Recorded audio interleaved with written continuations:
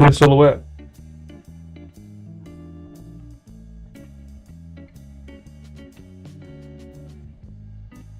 Bad? Oh, it's doing an audio. It'll fix itself. Thank you, Rosette, for following. Hello. I've never really shown up here, even though I follow. Well, thank you for joining Asagi Ote.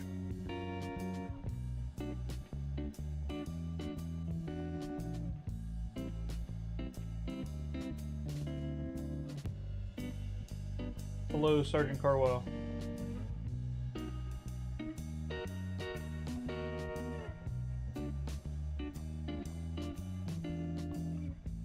Should be Copper. Yo. Hello, Lucina.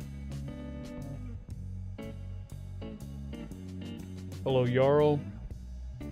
Snorlax, welcome to the stream. Steramus. Hello, hello. Hello, Rosette. Welcome, everybody.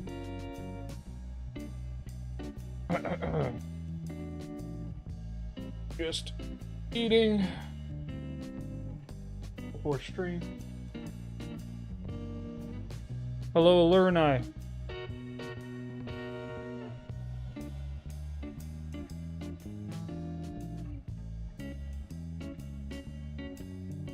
Lovely.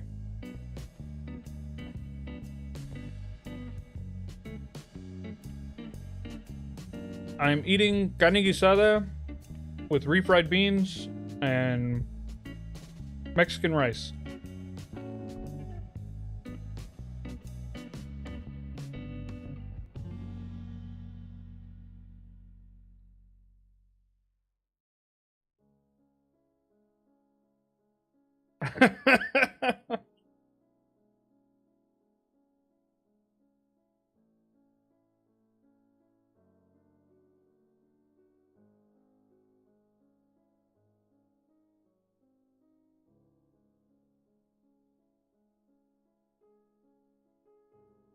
Did I miss someone? Cody Stone 93? Their message didn't show up. On the thing? In the stream?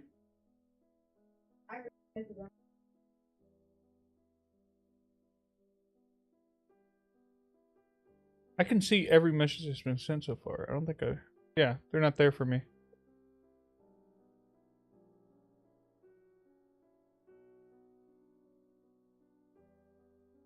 Home cooked or delivery? Home cooked. No one's delivering carne guisada.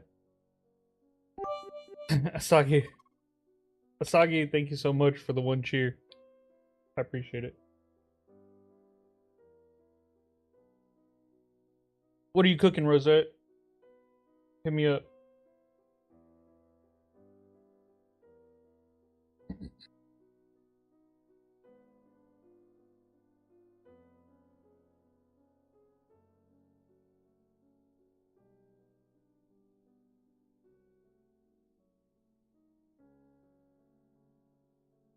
Is the music really quiet? Oh, Moonlight's not as playing.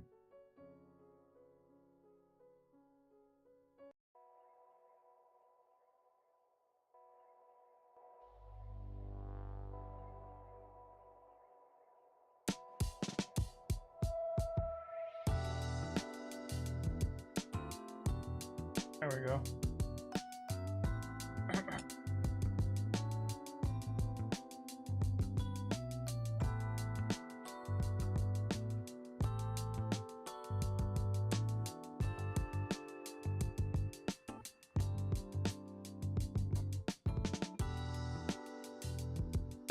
Pollo a la plancha, arroz blanco, papitas de batata.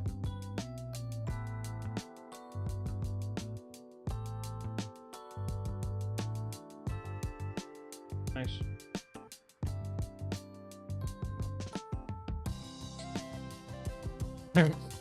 Dried green beans today.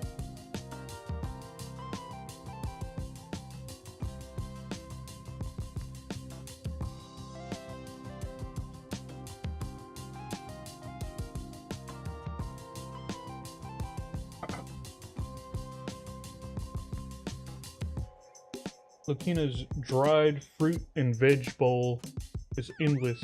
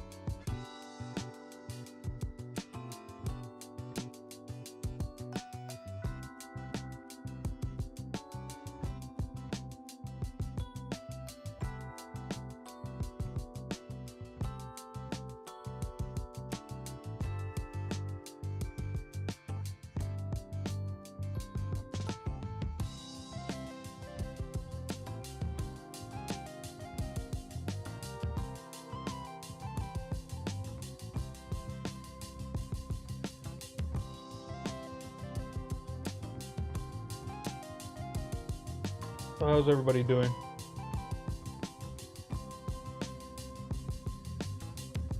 Good day of work, good day of school.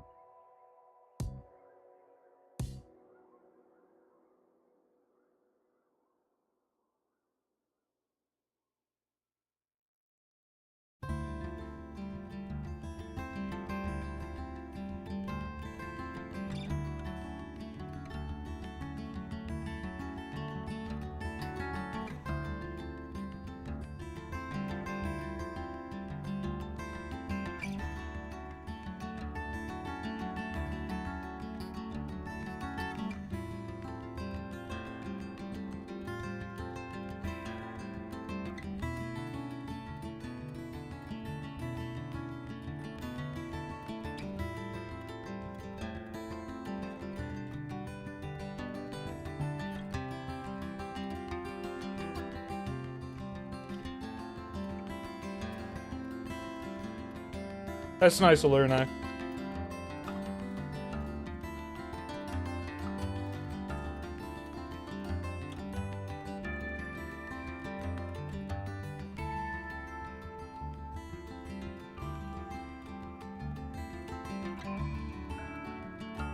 Nice, Sergeant Carwell.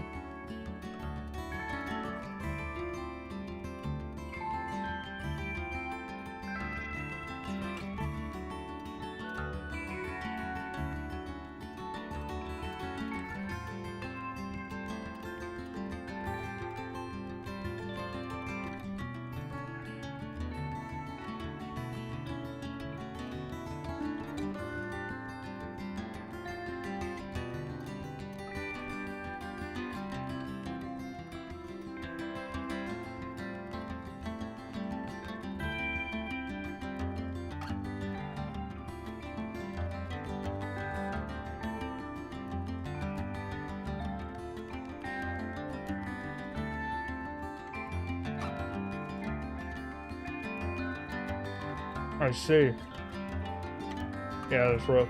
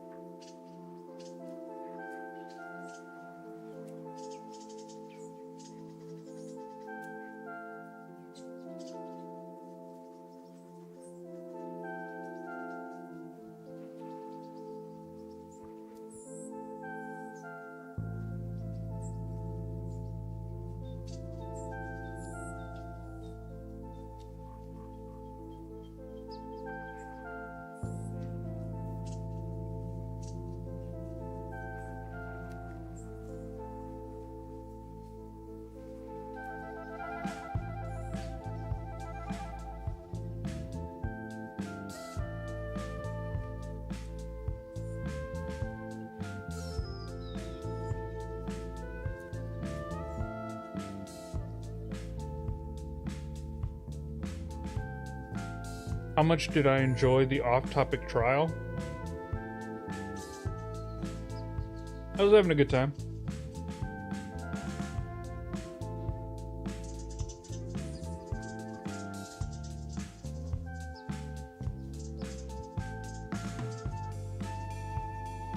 I like to occasionally be a maniac.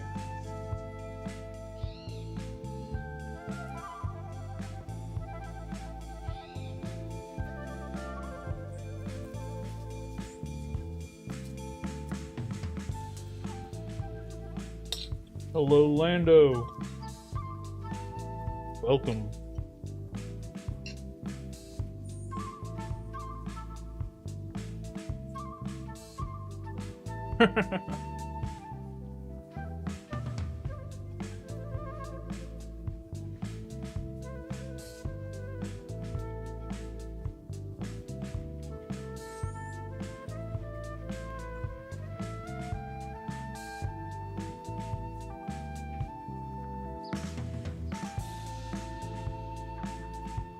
It was so chaotic. Ah, yeah, it's fine.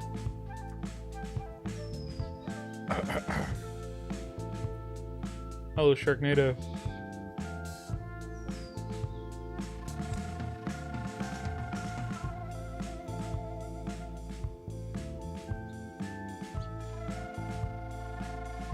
I spent 4 hours driving and 2 hours of my day not working while sitting on the toilet. That's rough. Or good.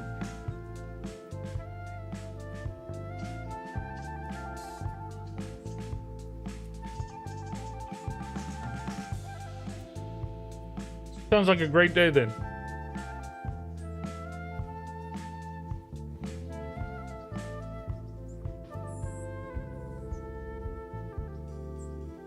Is this the Everweave stream from the Everweave Discord?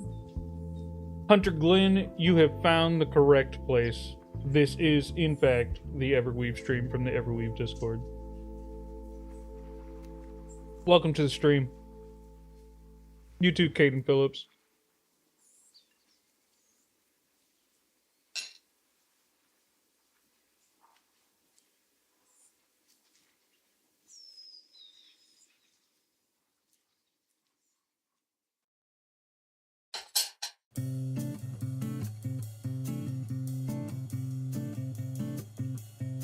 This is the best stream on the internet tonight.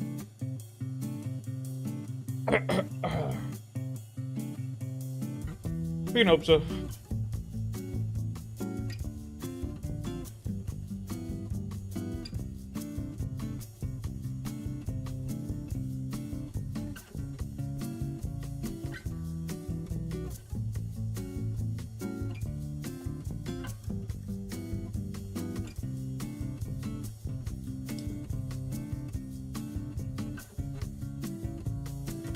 Oh, you know what? That's my bad. I didn't add my channels onto the message today because I posted it so soon before going live. I was just rushing doing it while I was on my phone.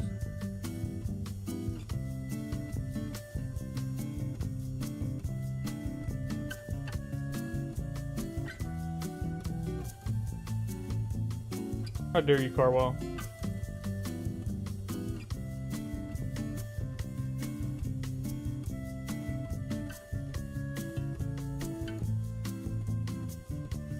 To be fair, I'm not cooking though. That should be relatively obvious. But yeah, I tend to like cook like one meal and then eat that meal throughout the week. I just make too much food at once. Well, it's not too much food.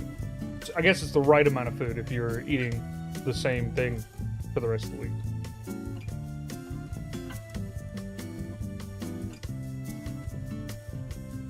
I was gonna put your links there, but I don't have permission to do so. Yeah, no worries.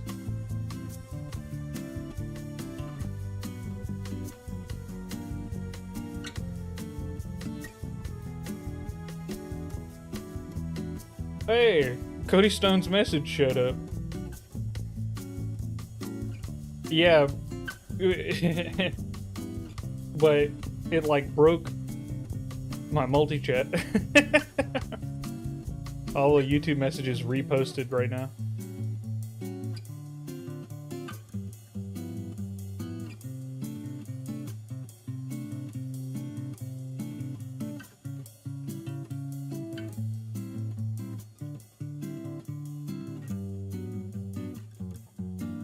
Dad makes enough food to feed an army, so I get that. Though I haven't been up there for a while to see how much he's cooked. Yeah. Yeah, well, yeah, you grow up with a large family and a penchant for cooking, and it just happens. And it's hard to get out of it. I couldn't tell you how to cook a single cup of rice. I've never done it. I've never done it in my entire life. I have no idea how to possibly do that. I could try, but I'd probably mess it up. I'd probably burn it or something. 2 cups minimum.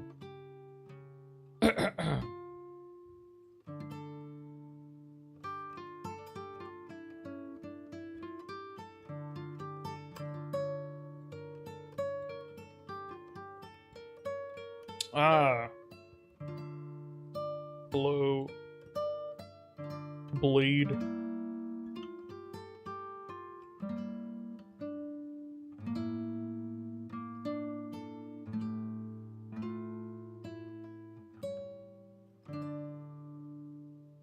Two parts water, 1 part rice. Sure. Yeah, that's how you cooked long grain rice. But, like, how long you cook it for? I don't know.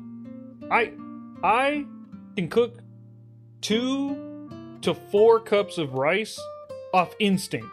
I can do it perfectly, no problem. Perfect amount of seasoning, no thought required, no measurements, just off the dome. No issue. But 1 cup of rice? No shot. Wouldn't happen. I'd have to sit there and watch it.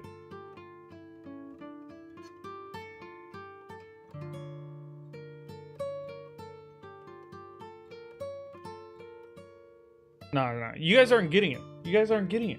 Yes, I know the ratio to rice and water doesn't change. Okay? I get that. That's not the issue. I know how to make multiple cups of rice. Therefore, like, technically, I know how to make less than multiple cups of rice. But I can time 2 cups of rice, like, without thinking about it. I don't have to look at the time and then, like, set 45 minutes. I can just, like, feel it. I can't do that. I can't do that with 1 cup of rice.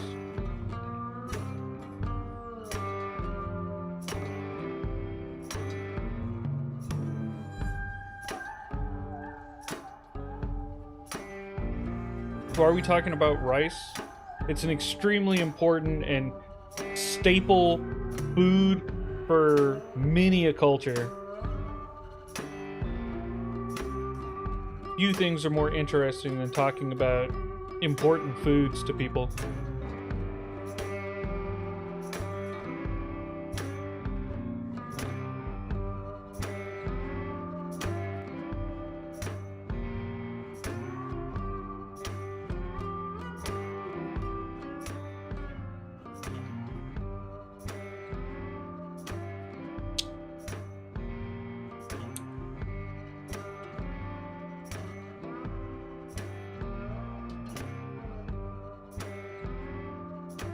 Leland A. Holmes asks, why does a pressure cooker decrease cooking time? That's a good question. I've never myself used a pressure cooker. I believe the theory is that the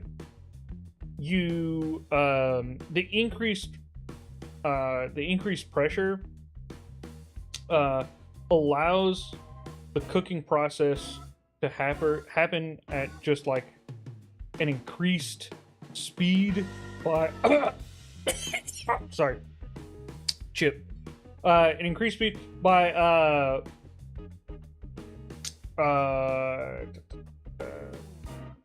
having having like whatever juices or anything that's inside the pressure cooker sort of be forcibly injected into any sort of air cavities in what's in there. But honestly, couldn't tell you. I don't know for sure.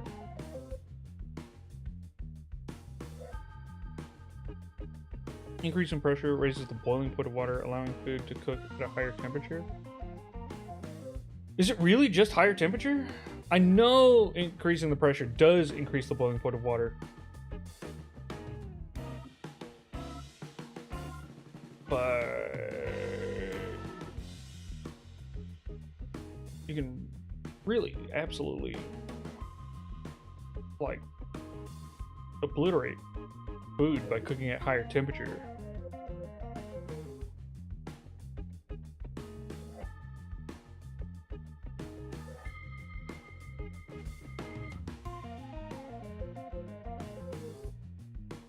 Let's talk about Yamcha now. Let's not talk about Yamcha, actually.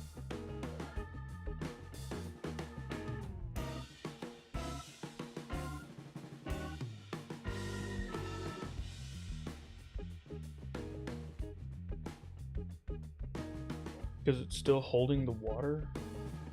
Yeah, but the water's not going to prevent burning.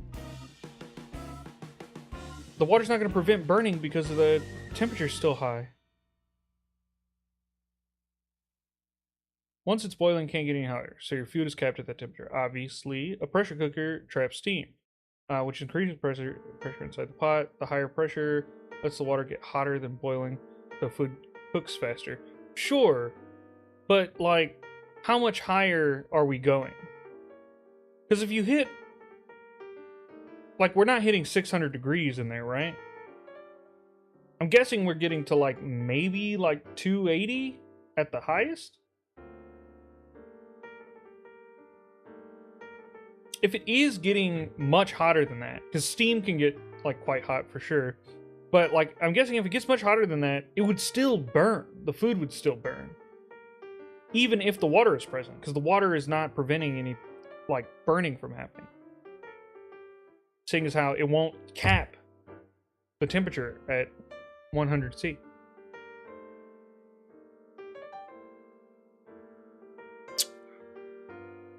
Hello, Legator.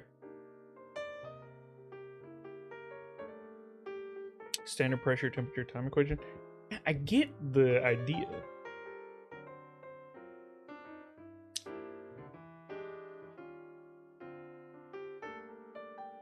I understand chemistry. That's not the problem. I understand the physics. I'm asking about specifically. That's why temp control is so important for using those. As far as I'm aware, there's not a ton of temperature control on like mini. Oh, well, I guess on some pressure cookers for sure. Apparently, pressure cookers are getting to 250 degrees Fahrenheit. Okay, that's what I thought. It's not getting that much higher. Like that's not night and day difference for food. But I guess since collagen breakdown is happening at around like 180, 250 is significantly higher than that. So if you're cooking with like high collagen, high gelatin, like meats and stuff like that, having that extra like 40 degrees would really help break down that collagen and stuff, rather than having to, only cook it like, 30 degrees above where it would normally melt.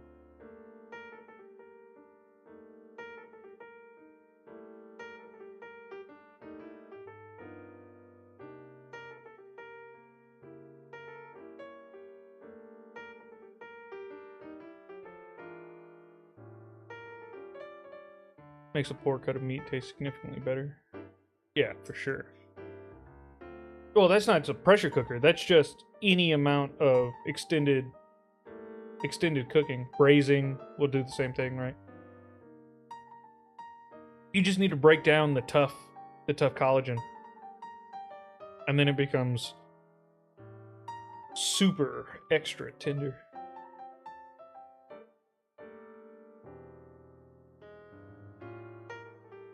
It's only appropriate to start a chef campaign now that everyone is on food.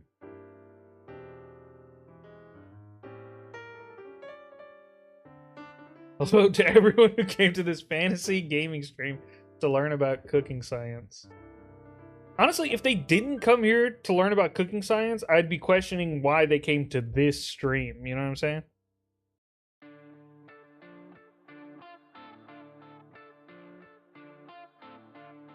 Generalizing breakdown. That was fun. Alright, see ya. See ya, Lalonda.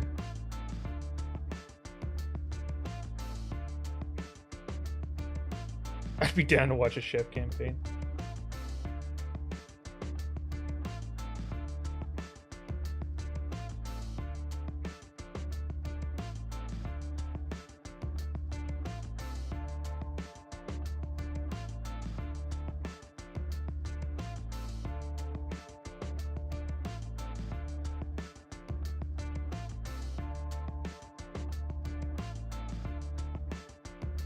Food Wars in Everweave. That could be fun. Chef competition campaign, yeah. The issue with Food Wars is that it's not family friendly. It's like really not family friendly.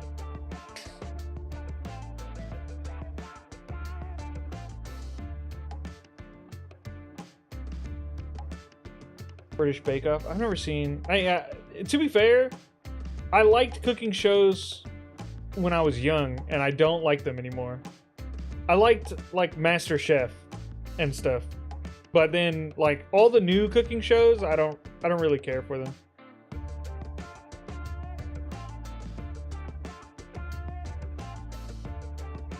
It's pretty close, other than the clothes exploding. Yeah, they clothes exploding. And the noises. The noises aren't very family friendly, I'll tell you what.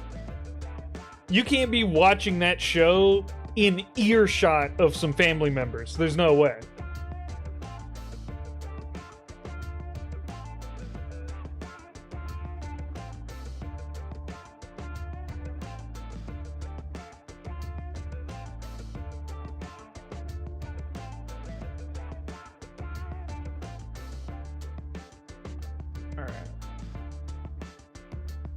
Let's let the Discord know we're going live.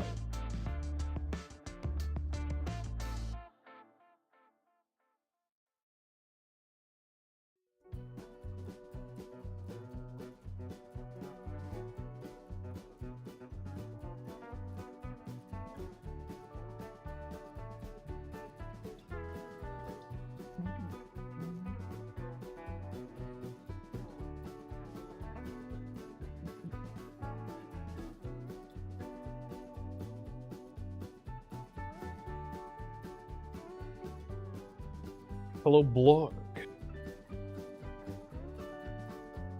To be fair, to be honest, I've forgotten that aspect of Food Wars.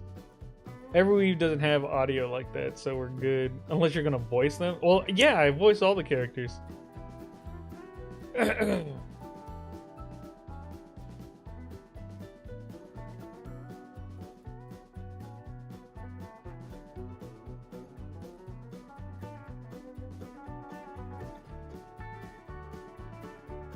Hello, Blurg.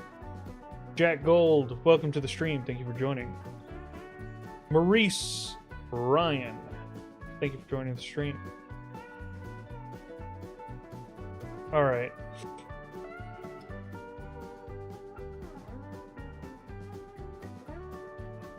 I'm Yother from Discord.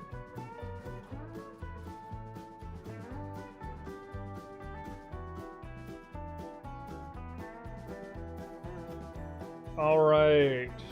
Hello, hello. Welcome, everyone.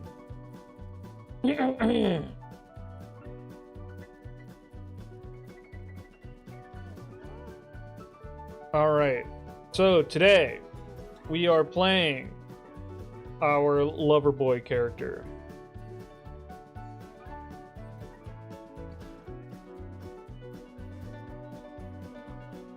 I'm sorry, your name broke my brain. Reeved shot.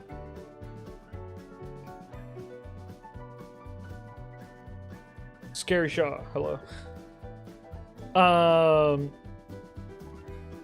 So we are playing our Loverboy character from the nondescript middle of February day. And yeah, so we're gonna try to hopefully wrap up this game. Hello, Blake Basil. See if we can finish it today. Quick little 2-piece. If not, we might play one more and round it out with 3. Yeah, let's look at the character. We're not playing Connor Manning. Blake Basil, thank you so much for following.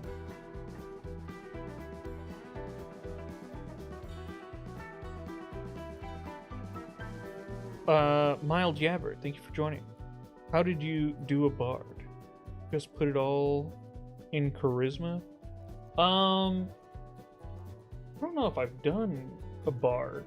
I guess Connor Manning is a little bit of a bard, but yeah, you just need to have high charisma. Yeah, I think Rogue works better than Warlock, but Warlock also works. Paladin even works.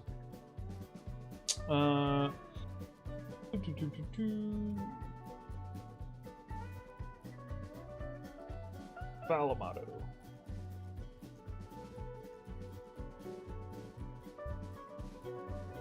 You've been busy? Oh, my number of characters? Yeah.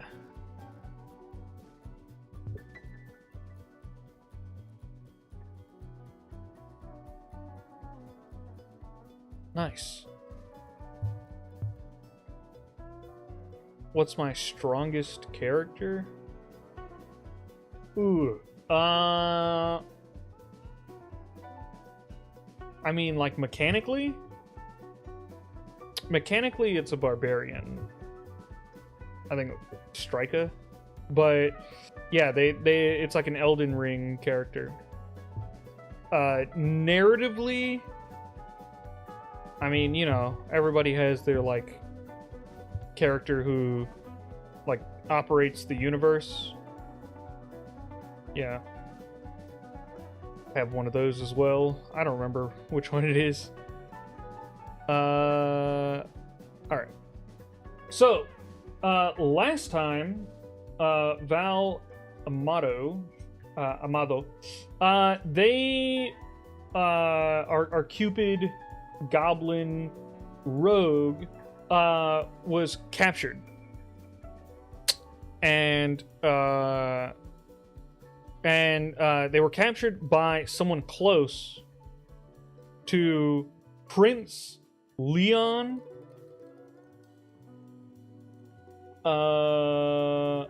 Leon Rose.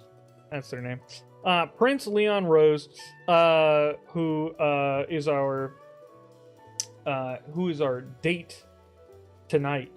But someone close to them captured us, threw us in a cell, and tried to prevent us from getting to that date.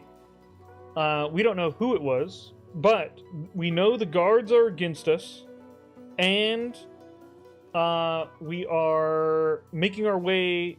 We broke out of prison, and we just picked up our suit. We managed to pickpocket a little cash so we can go pick up our suit / dress. I have no idea. We haven't said what the outfit is yet.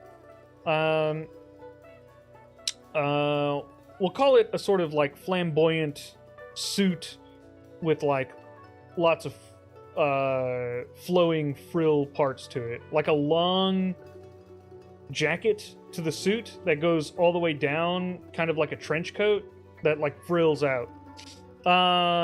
Except I'm a goblin, so it's not that long. Anyway, so when we got there to the tailor's, a giant pink, fluffy bunny monster with wings had destroyed the store, and we got into a little bit of a scuffle to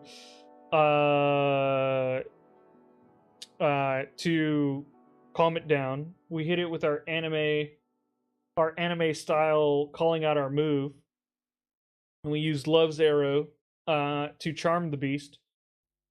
And it is now the pet of Monsieur Eclat. And the issue is, though, I'm now absolutely covered in grime. And so I need to get myself looking presentable for the date.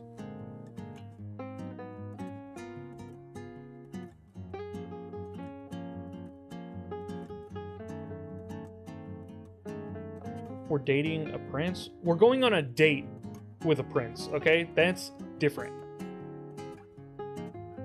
How's my jaw doing? My jaw is, it does still hurt, but it's, like, better. It's bothering me for quite a long time this time. All right. Let's do it. Let's see what our last message here. I'll leap acrobatically through the mess of the shop to the outfit in the window. With the grace of a seasoned performer, you launch yourself over a heap of spilled lace, spin around a toppled mannequin, and land lightly near the display window. Your hand closes around the hanger holding your magnificent outfit. It shimmers with subtle magic, precisely as you remembered it, promising to make Prince Leon's heart flutter. You glance back at Monsieur Eclat, who is still looking bewildered as the pink beast tries to cuddle with a bolt of silk. It's 10:15 a.m. Got it! You exclaim, clutching the ensemble. Monsieur Eclat merely nods, still mesmerized by his new fluffy companion.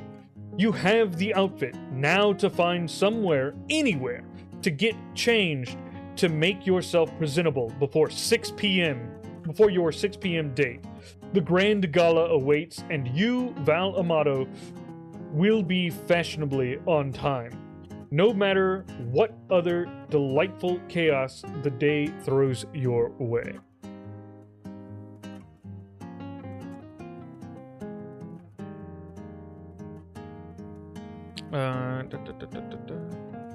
I have a jaw injury right now too. That's rough.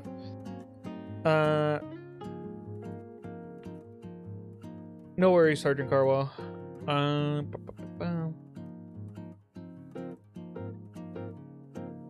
You're making sure he's taking care of it now, right? I might miss the Saturday stream because it's my birthday. Happy early birthday. That's cool, man. The prince may look like Leon S. Kennedy. Maybe.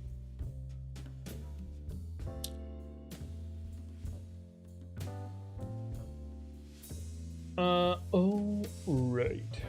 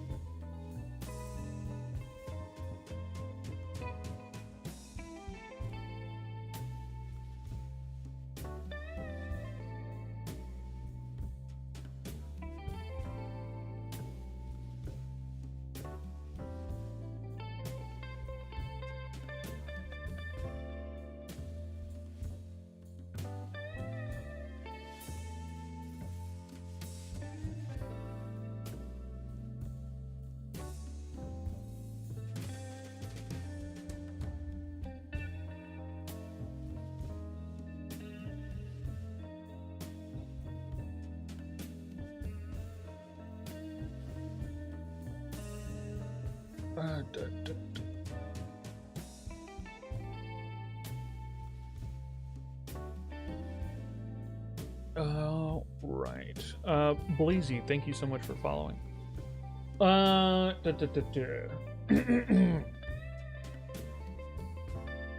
You hold up the outfit, admiring the crisp white pants and their flamboyant trim, and the jacket, a masterpiece of frills and shoulder tassels that cascades elegantly to your shoes. It's truly magnificent and undeniably you. Thanks, I gotta go! You call out to Monsieur Eclat, who is now attempting to untangle a silk ribbon from the pink beast's massive paws. It's 10:16 a.m. Clutching the precious garments, you burst out of the shop and back onto the busy street. The city hums with life, but your focus is entirely on the pristine fabric in your hands. You have the outfit, but where is the sprawling, bustling city? You have the outfit, but where in this sprawling, bustling city can a goblin rogue, fresh from a dungeon escape and a glitter bombing parade? That's why I need a shower. I got glitter bombed. Find a moment of peace to transform into a dazzling date of Prince Leon. The clock is relentlessly ticking, and you are far from ready for your grand entrance. So that's what they sound like. Yeah, what do you think a goblin Cupid would sound like? Of course they sound like that. That's a non-binary goblin Cupid. Yeah, and Kaku showed up to glitter bomb me.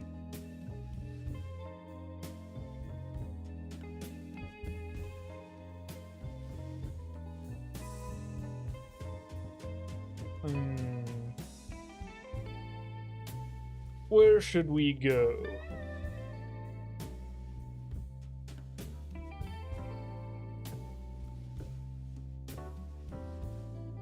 Alright, do we try to find a bathhouse, or do we, like, make a sprint for, like, our apartment or something? Let's assume a bathhouse is closer to the tailors than my apartment. So you're a female goblin? No, I'm non-binary.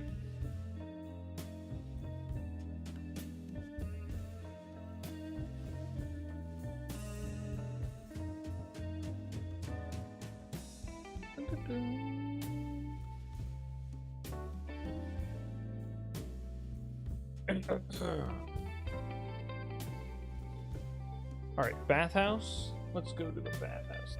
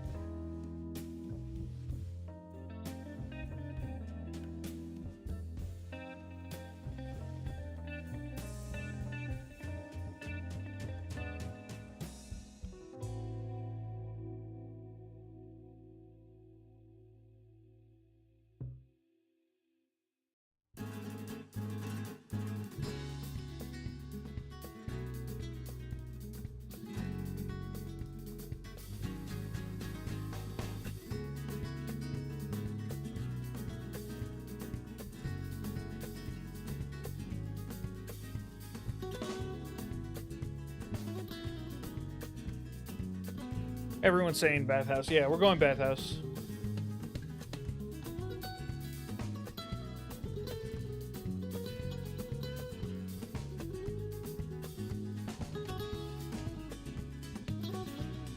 Bonus points for off-duty guards already there. Oh, yeah. You begin scanning the elegant front shops and bustling side streets of the affluent district. Your eyes darting past jewelers and confectioners, searching for the telltale sign of a public bathhouse. It's 10:20 a.m. The thought of that persistent glitter, now subtly irritating your scalp, makes the search even more urgent. After a few turns, a whimsical sign catches your eye. The Soapy Sirens Bathhouse and Spa, where every bubble is a whisper of romance. What? That sign makes no sense. It's adorned with a painted siren reclining in a bathtub overflowing with frothy suds. I guess because it's a siren? Like whispers of romance? Maybe, but why are the bubbles whispers of romance? Okay. If anyone, right now, in chat, if you, specifically on Twitch, if you are on Twitch and you can come up with a good pitch for why where every bubble is a whisper of romance is a good tagline for the Soapy Siren Bathhouse and Spa, I'll give you a message code. No trivia required. You just gotta pitch me why, like anything to make that sound good.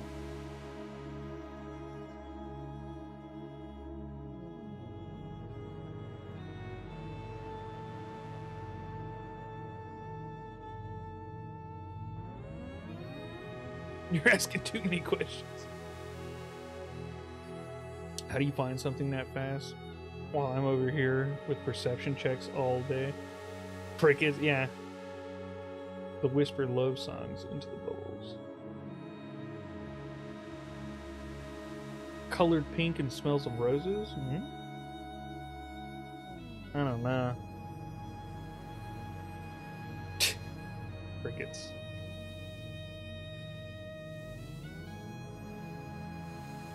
It's a subtle telling that soothes your soul. Bliss.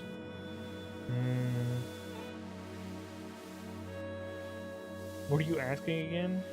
I'm asking you to give me a pitch for why this bathhouse and spa would have where every bubble is a whisper of romance as its tagline, and it be good. English died, man. I'm sorry. Rest in peace. Alright. I'll just leave that up. At any point in the stream,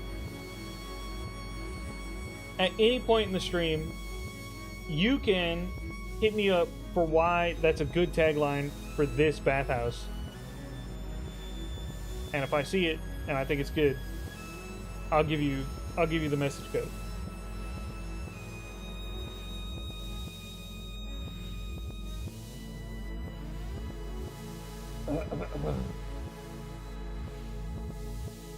It looks surprisingly lavish for a public establishment, but promises thorough cleansing. The steam rising from its ornate entrance is an irresistible invitation.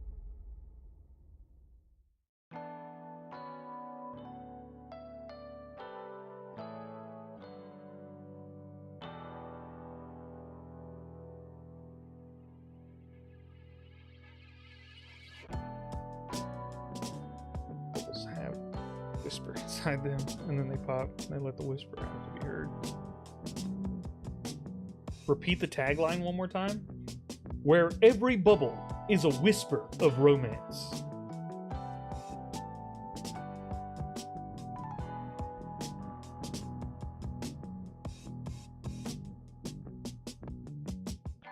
And it's the Soapy Siren Bathhouse and Spa.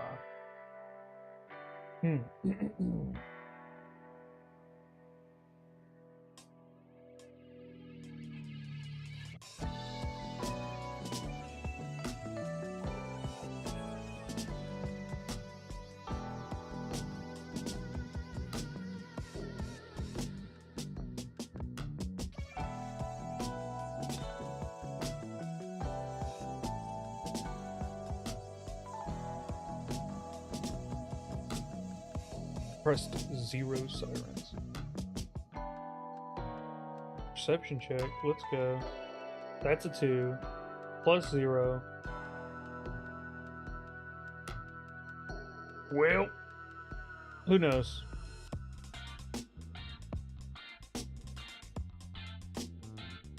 I don't see a line, and therefore, one doesn't exist.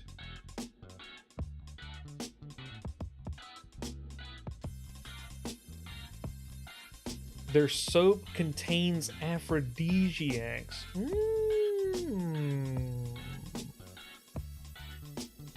Okay, guys.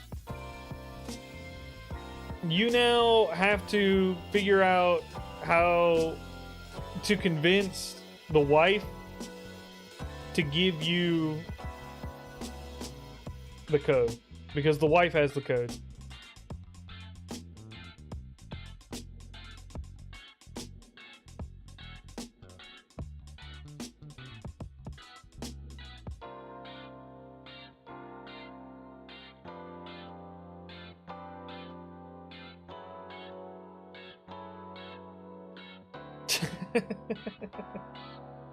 She doesn't play Everweave, by the way. So the code is useless for her. So yeah, if you want it, you'll have to convince her that you deserve it.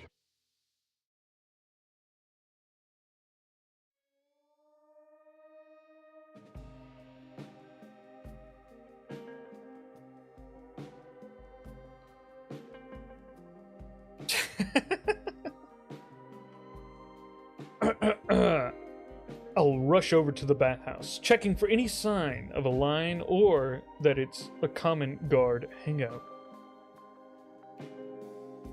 You rush towards the soapy siren, pushing through the ornate, steaming entrance. It's 10:22 a.m.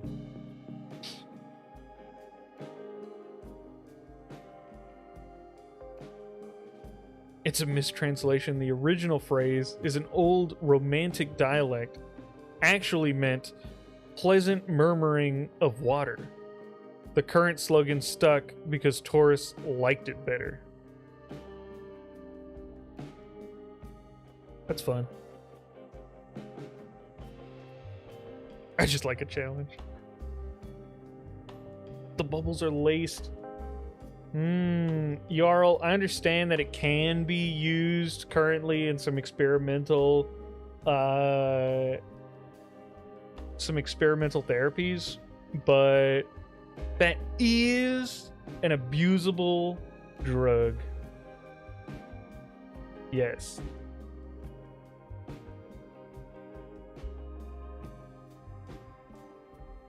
I love the idea, and honestly, I would use it, actually, but sitting at 1,000, nice. Jarl, get rid of your own message.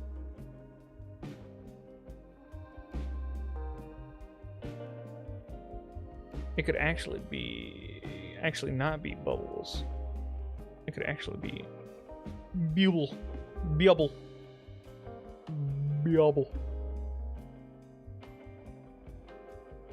I don't know what a buble is. The bubbles pop and say things like, "Be mine, forever yours," like heart candies. That's fine. Brome away. Thank you so much for following. Oh, Bublé! Could actually be Bublé, like Michael Bublé. Got you. I don't think there was any way to be able to tell that that was like a nonsense French pronunciation without the name associated with it.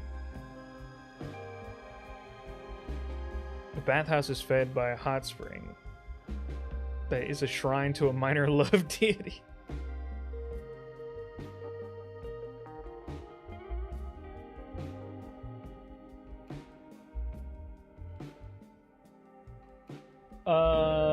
Okay. You rush towards the soapy siren. Pushing through the ornate steaming entrance, it's 10:22 a.m. Your eyes quickly sweep the opulent lobby, but your hurried glance misses any specific any specific cues or the telltale glint of a guard's uniform. Instead, you are enveloped in a cloud of perfumed steam and the soothing murmur of conversations. Soft music drifts from an unseen source, and the air is thick with the scent of lavender and jasmine. Several patrons, swathed in plush robes, drift languidly between arched doorways leading to various bathing chambers. A smiling attendant wearing a toga-like uniform glides over to you. Welcome to the Soapy Siren, dear patron. A refreshing dip before a grand engagement, perhaps? You look as though you've had quite the adventurous morning. The attendant gestures towards a changing room, blissfully unaware of the glitter-covered goblin clutching a flamboyant gala outfit. The path to cleanliness and thus to Leon lies open. I think I did okay at ambiguous attendant, right? It didn't say male or female. I think I hit like right in the middle voice-wise. It's because it's Valentine's Day themed and it's advertising for special promo to attract new customers for the sirens. Dumb question. Am I mistaken in thinking that your wife is also in the Discord? Yeah, I'll let her respond to that. I just know it from anesthesia and medical procedures. Also just figured out how to get mod controls on PC. I'd always been on mobile previously. Flower allergics scream in horror. What? Blazy, what did you say? Flower allergics scream in horror.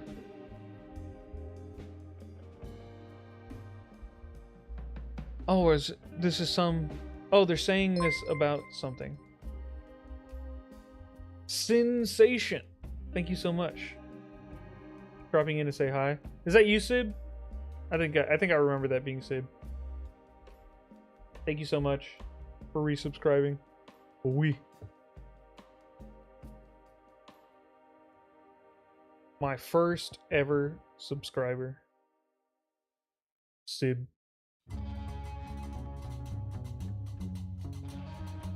You heard me. What? Didn't say anything. Oh, about lavender and jasmine? I see.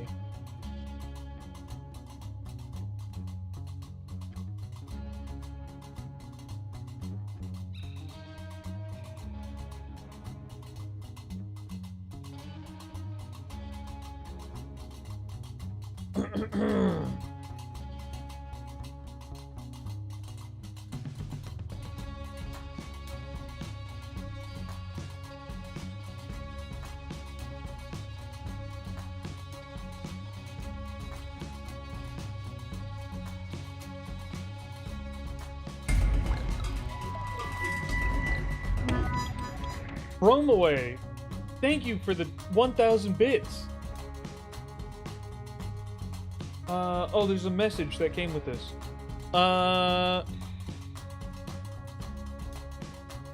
Echo, I just wanted to say thank you to you and the Everweave team. I downloaded the game on Friday at 3 p.m.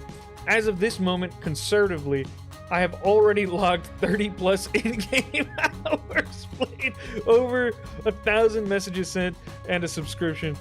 Thank you truly from the bottom of my heart for such an amazing and enjoyable game. Bromaway, thank you so much. I'm glad to hear that you're enjoying the game and that you're having so much fun with it. Please do take care of yourself, get sleep, make sure to do the important things, take breaks from the game. But I'm so glad to hear that you enjoyed it. Yeah, I think you'll find many a like-minded figure inside the server.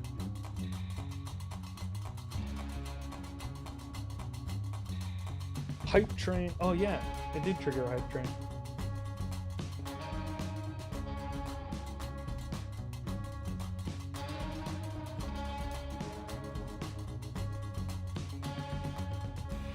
What did I miss? I had to eat dinner. We're trying to get service at a bathhouse. Captain, thank you for the 245 Shamrock bits. Keeping the hype train alive. Oh my god. You guys are nuts. Why do you guys do this? Oh, and there's an ad that's about to start. That's so unfortunate. I'm going back to the chat. Came for the hype.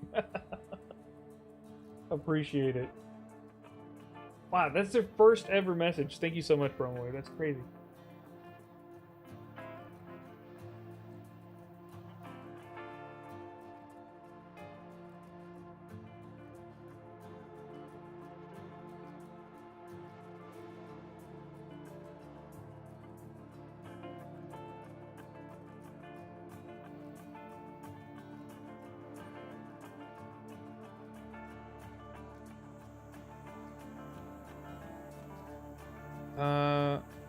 Would love to participate in the hype train, but in don't worry about it.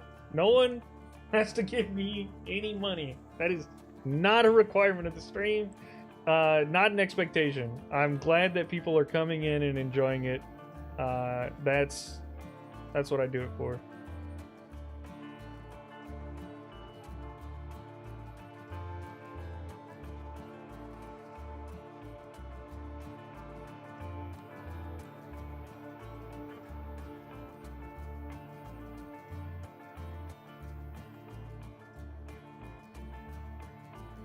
So this is what it looks like on PC.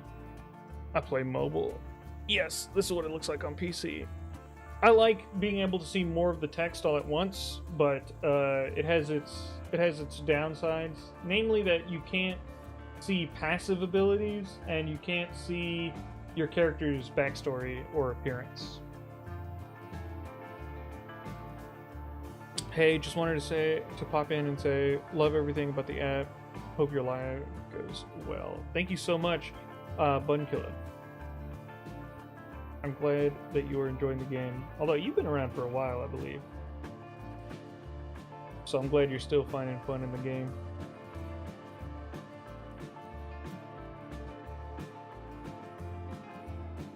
Check off topic.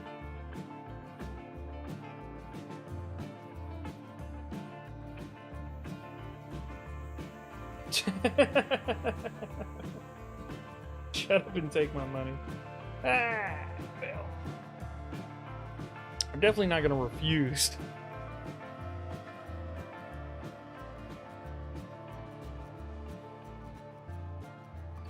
Jarl twisted my arm to be here. Hello, Myth.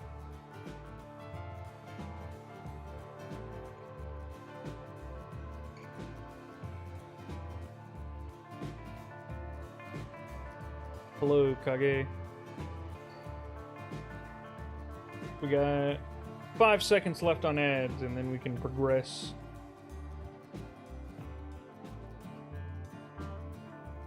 The same for mobile. Because you see a jumble of text instead.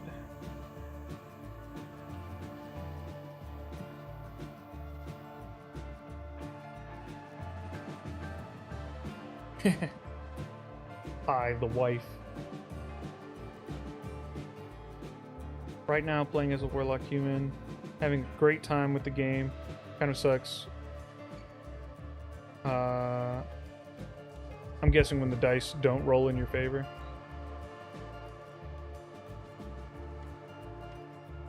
Echo has effectively broke 2 characters. I'm curious to see if it might happen again. All right.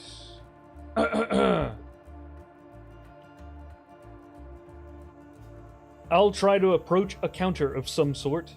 Hello, I need a bath. Sorry.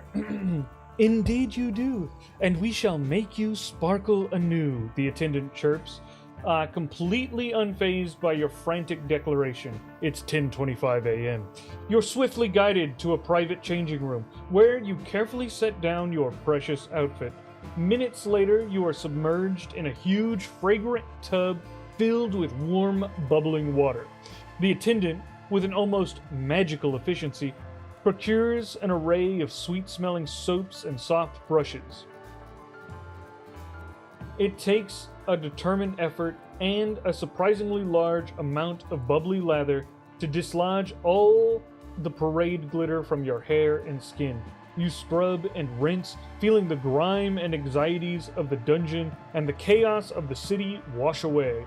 By the time you emerge, towel-dried and wrapped in a plush robe, you feel like a new goblin, refreshed, rejuvenated, and gloriously glitter-free. The clock is still ticking, but now you feel ready to face anything. I'm roughly just shy of 1,400 messages with a subscription. Thank you all so much. I've only ever been a DM, so rarely getting to play. Well, I'm glad we can provide that service for you, Caden. The plight of the forever DM is an unfortunate one.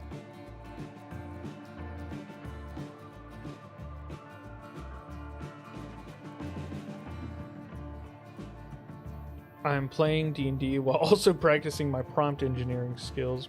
Best of both worlds. I'm vividly imagining a goblin taking a bath right now. Yeah, got a scrub.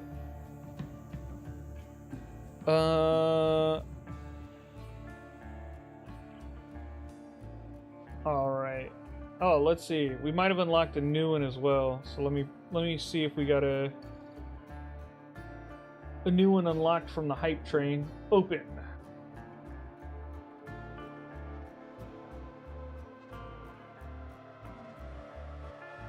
Who's this diva?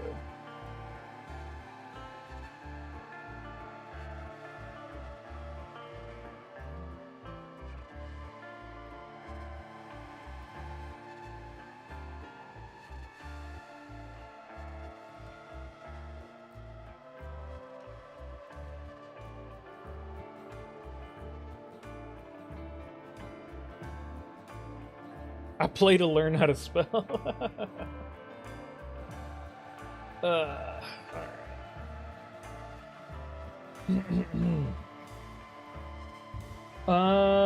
All right.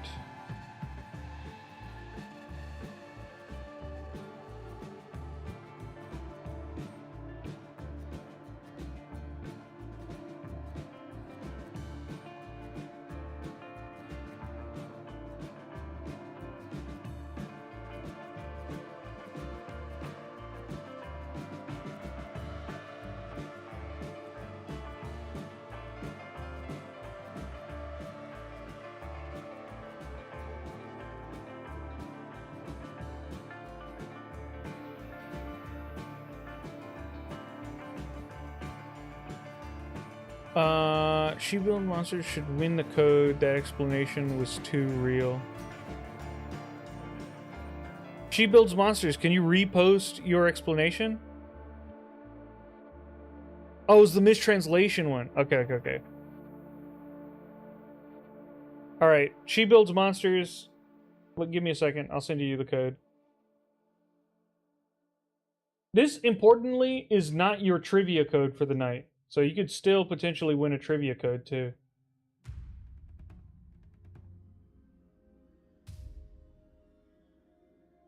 Vaporeon Quadruple 07. I love this game. I finally get to play a character. Is the curse of the forever DM. I'm so glad that you are having fun. Thank you so much for joining the stream and for supporting the game.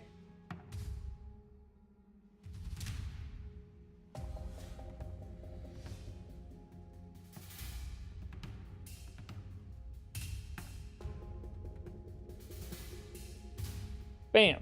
There you go. And I can see that it's sent this time for some reason.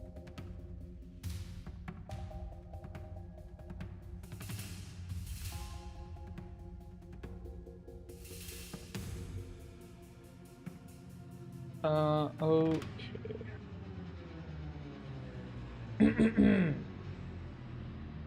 Why do baths have to take so long? I hop out and dry off. I'll get my new outfit on. Looking good!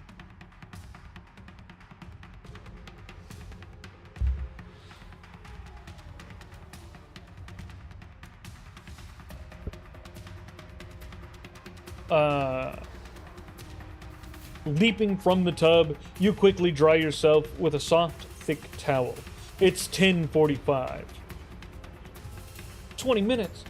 The luxurious fabric of your new outfit feels exquisite against your now clean skin. The crisp white pants, the flamboyant trim, the frilled flowing jacket, each piece settles perfectly as if made for your unique goblin form. It was! I had a tailor make it. You gaze at your reflection in the polished silver mirror, a wide grin spreading across your face. Looking good! You exclaim to your dazzling self, striking a confident pose. The glitter is gone, the dungeon grime a distant memory, replaced by an image of dashing elegance.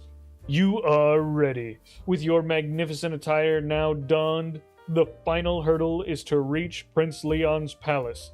Time is still of the essence, but with your newfound sparkle and confidence, the journey seems less daunting. You are no longer just a rogue, you are Val Amado, the Cupid, ready for your date.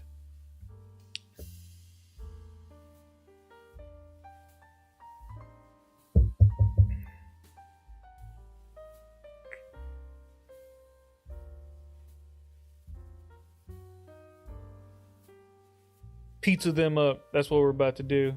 We're about to go pizza up Leon. But first, we need a present for our date.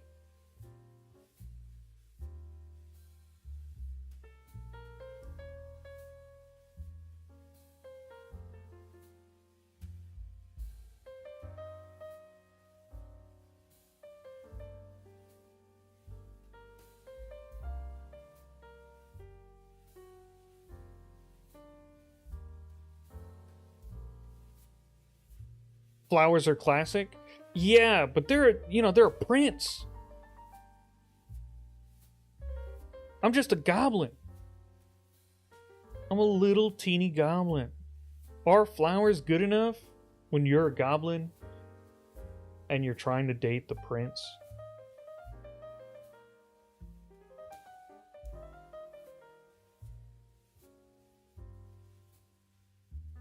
You smooth down the frills of your jacket, feeling in the undeniable surge of confidence that comes from looking utterly fabulous. It's 10:50 a.m. A gift for Leon, though. That's a delightful yet challenging thought. What does one give a prince who likely has everything? Something heartfelt, perhaps, or something dazzling and unique.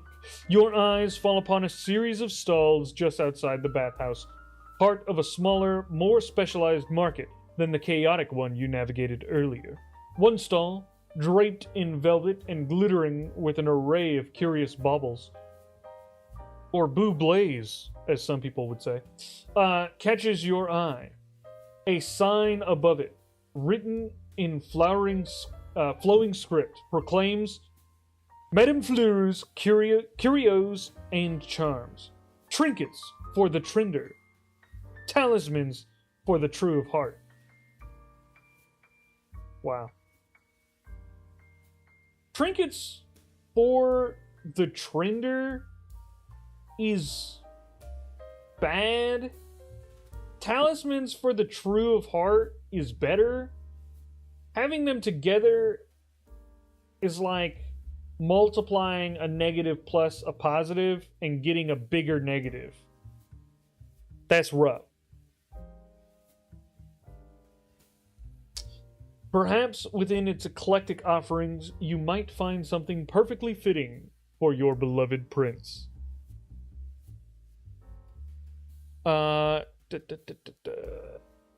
Carnation is friend love. Rose is romantic love. A single means true. Did the lover boy get his date? Hello, Emroy. We're working on it. Hello, hope the game is going well. Thank you, Pert Trash. Tis going well. A ring and a sword? I don't know. They probably have swords. Make him some food? If he has everything, then give him a heart-shaped pebble. Okay. Seems like people want cooking. We might be able to do that.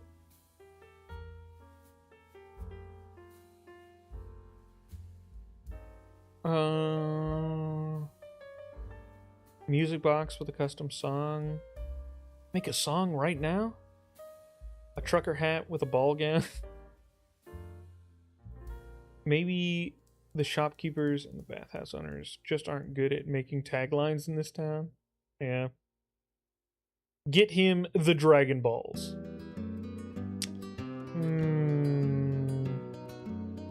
Just a question. What era does this take place in? I think it's like proper medieval. So let's call it like, 11th century. Oh, gee, my mind went to DBZ Abridged with the trucker hat. Yeah, I was thinking cookies. I think that's right. Make them some etouffee. That's the first meal I made for my wife, and she's my wife now. Exactly 1 cup of rice, an impossible task. Yeah. What was the first meal I made for my wife? I don't know. I cook so much, I have no idea what my first meal for her was. It was probably Mexican.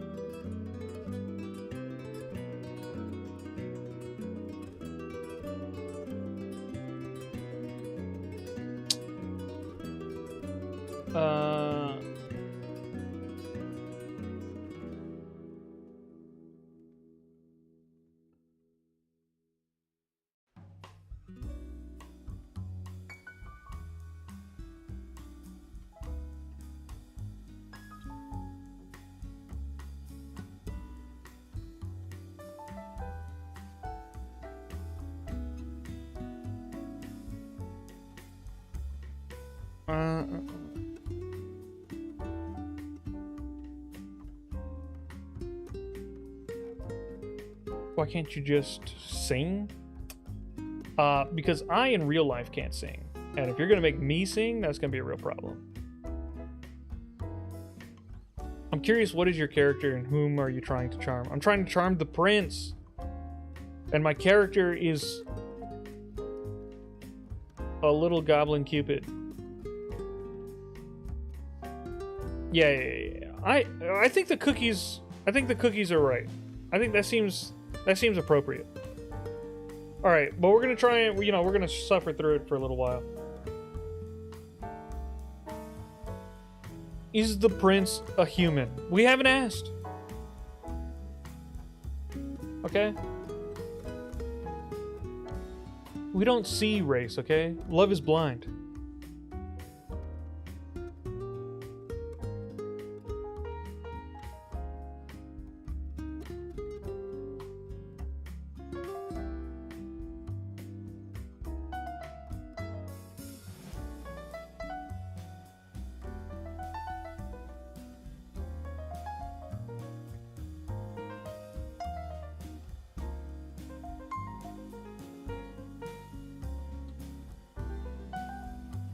I look around, picking up random objects and seeing if any have the spark I need.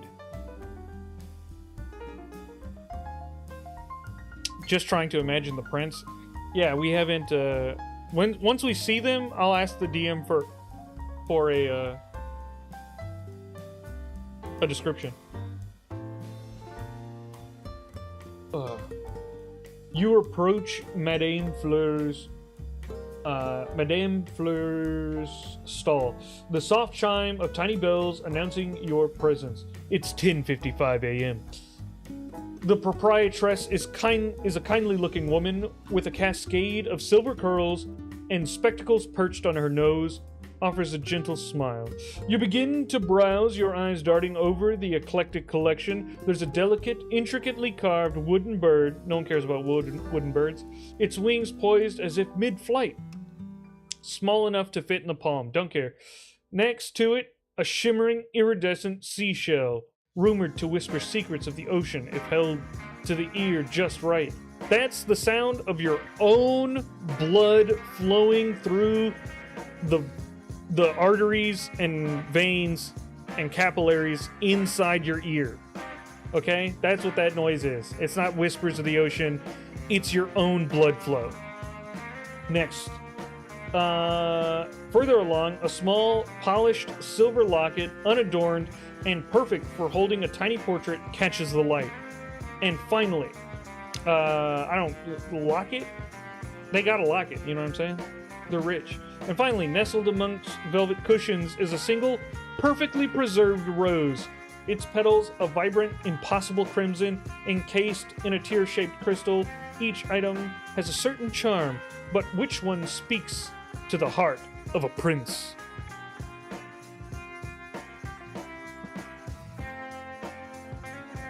Wooden bird? Bingo card?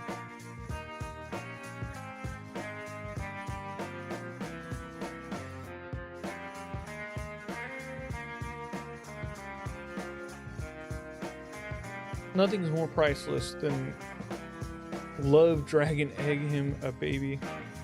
Nothing more priceless than love dragon egg give him a baby. No one can say no to a cutie baby dragon. I give you a baby, my love.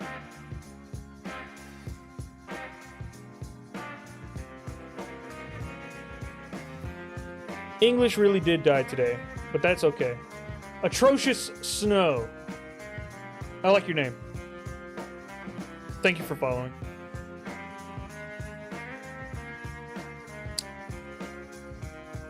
Alright.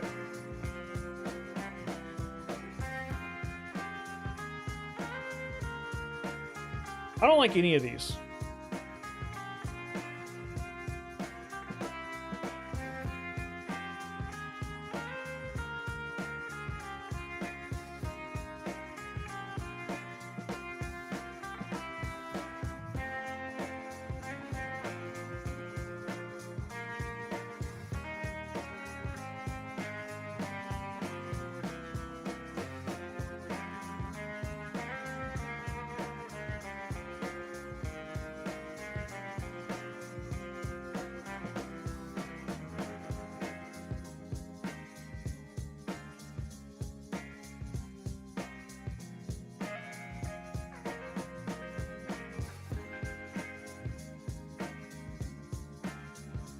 Too flashy? I agree, it's too flashy.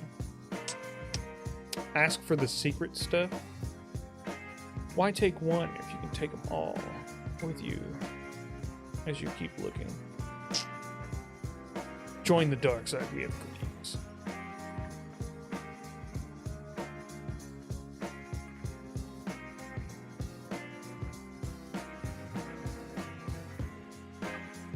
All in. Go all in. Buy it all. None of them are right. Bad! All bad! You declare, causing Madame Fleur to jump, nearly dropping a display of delicate glass figurines. It's 11 a.m.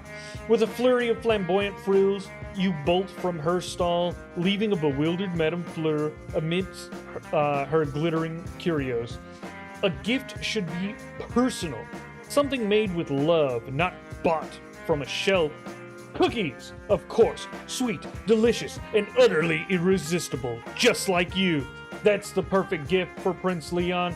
With a new burst of inspiration, you dash through the busy streets. Once more, your magnificent outfit flowing behind you. The tailor's district quickly gives way to the more practical, bustling market area. Now to find the freshest flour, the sweetest sugar, and perhaps a dash of Amore's famous candied rose petals. The scent of fresh bread and spices fills the air, guiding your quest for the perfect ingredients. Your culinary adventure begins. Everyone always forgets that the dark side also has brownies. That's because they're like the black bean brownies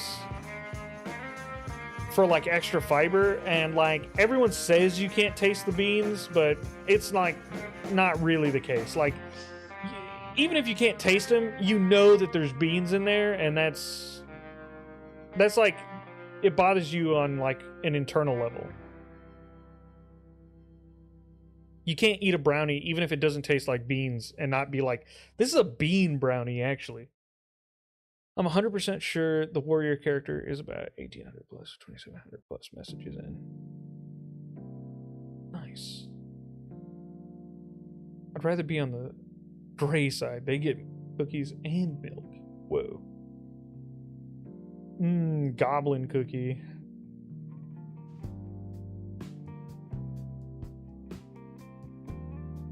That's what I'm saying. Like a pottery class, secure a second date. I can't. Pottery class. Where the date is a gala. I don't have any choice about that. Bean brownies sound good, to be honest.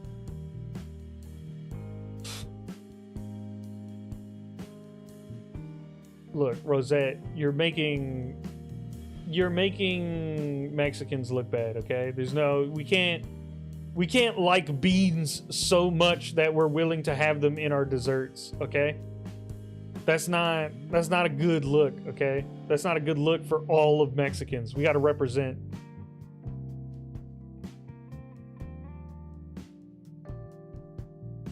Give him a life or freedom. Wait, a kiss. If he's rich, give him something he can't buy. More like goblin cookie. Am I right? She builds monsters. Banned. You gonna add some nuts to the cookie? Maybe some sea salt? Yeah. I'm gonna. You know what? I'm gonna do a whole recipe right here. Can you actually eat rose petals? You can. You can eat rose petals. They have a kind of strong flavor, I think. Like rose water is like pretty overpowering. It's just so fragrant that it can easily overpower stuff. I'm a glutton for sweets. For sweats. Japan had red bean stuff that tastes super yummy. Yeah, I wasn't a big fan of the red bean paste and stuff. It wasn't for me. It was okay, but I didn't appreciate it. Yeah, rose does taste soapy. It's just too floral. It really just like hits you too much. I'll see myself. All beans are good beans. Look, beans are good, okay? They just don't belong in my desserts.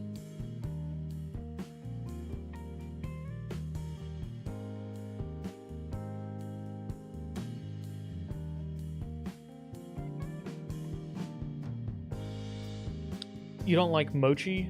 I didn't like mochi, no, when I was in Japan. It was okay. Yeah, there's not a lot of stuff I hate, but if something's okay, I don't want to eat it.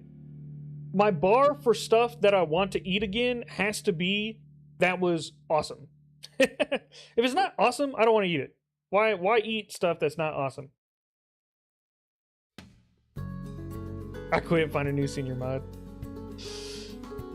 Look, Jarl, we have this discussion every week, okay? You quit every week, and then I lock you back in the basement, and you're back to work instantly. Mochi is the best. And, you know, it's fine. Yeah, I don't have that strong of feelings about it.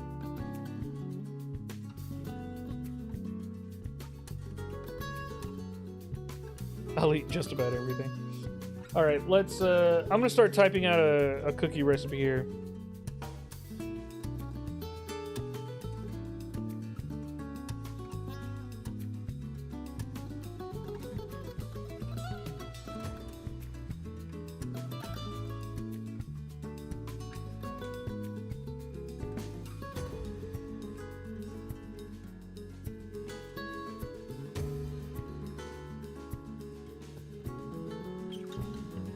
Come on, I'm close.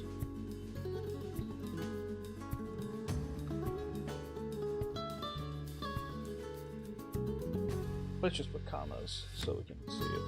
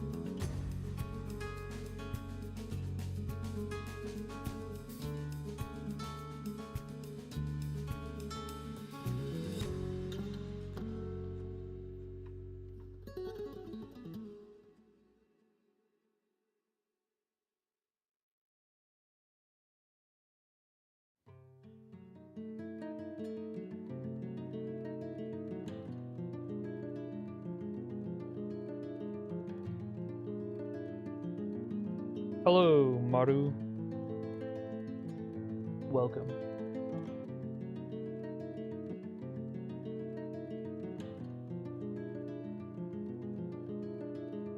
Actually, let's just go straight. No, you know what? Vanilla extract is fine. Vanilla bean's too much.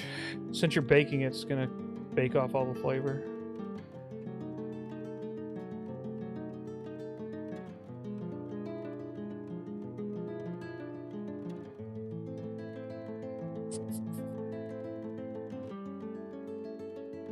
I don't want icing on the cookies. It can be cute, but that's like it's too much. It's too cloyingly sweet.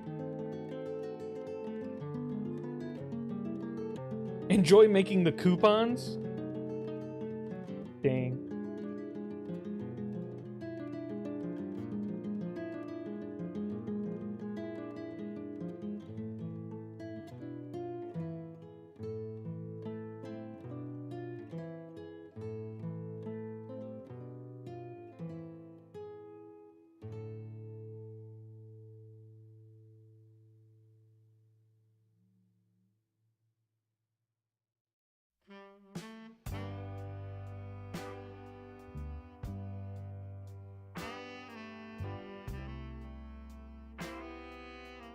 Yeah, we're just doing chocolate chip. I want to do chocolate chip cookies with pecans. Chocolate chips and pecans. And not chips, but chunks. And like dark chocolate and semi-sweet chocolate.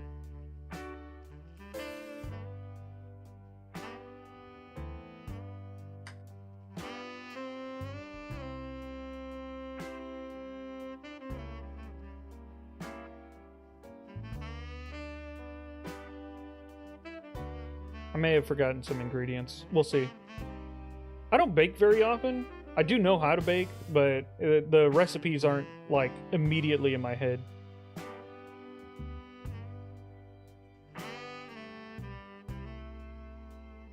The amount of effort this goblin's putting in for this date. Yeah, man! It's important!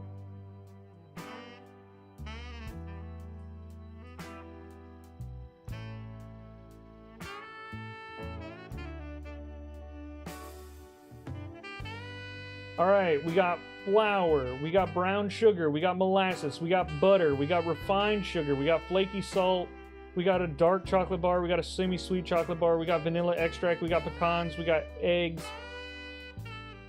Oh, and he gave us double of all the ingredients. We don't need double of all the ingredients, we'll just take one of each.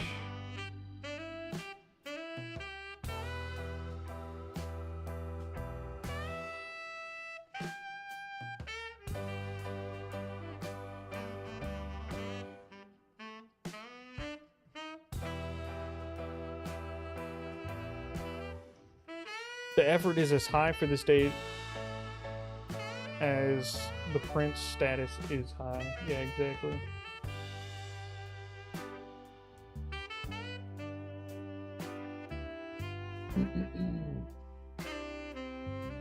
Yeah, so flour, brown sugar, molasses, butter, refined sugar, flaky salt, dark and semi-sweet, chocolate bars, vanilla extract, pecans, and eggs.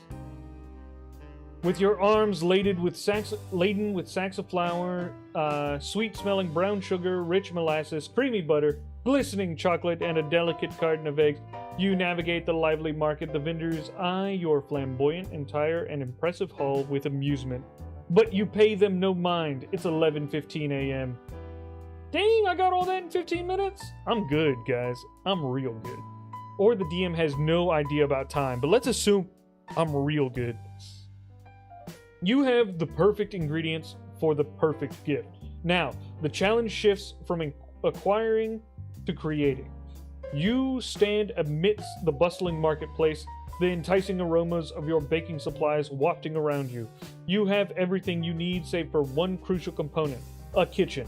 The palace is too far and your own home even further. You need an oven and quickly. The thought of Prince Leon's face as he tastes your homemade cookies fuels your determination. Where will you find a place to transform these raw ingredients into a princely delight?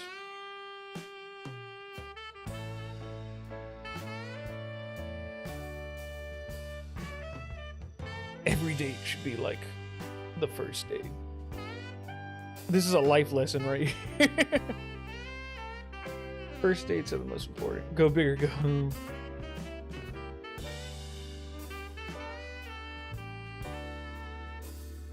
Make my character do a challenge.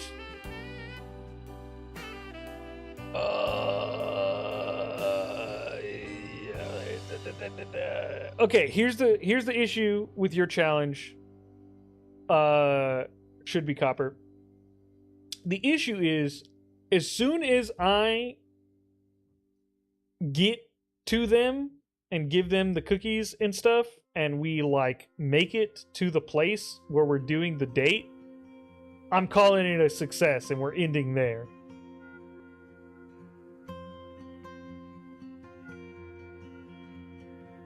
So I will refund your points. Very sorry.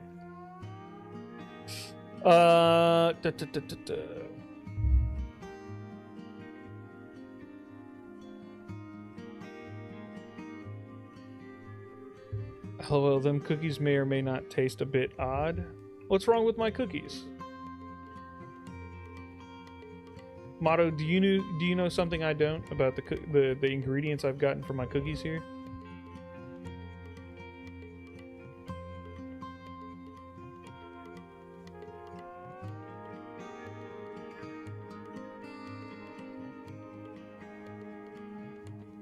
You're missing baking soda. Oh, you're right.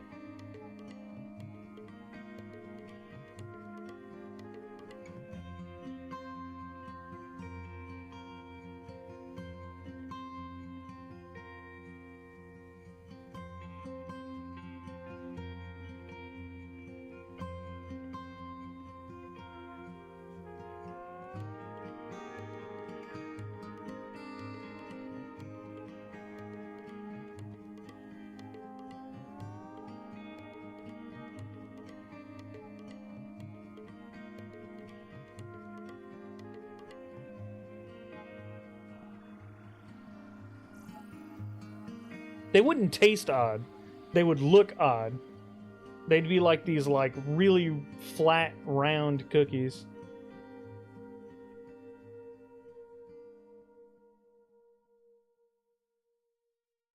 Hello, Jedi Master and Vague Crab. Welcome.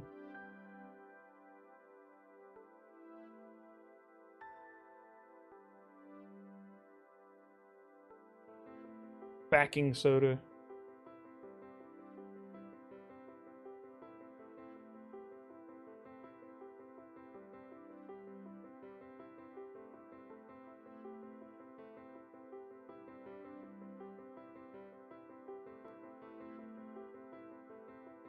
All right.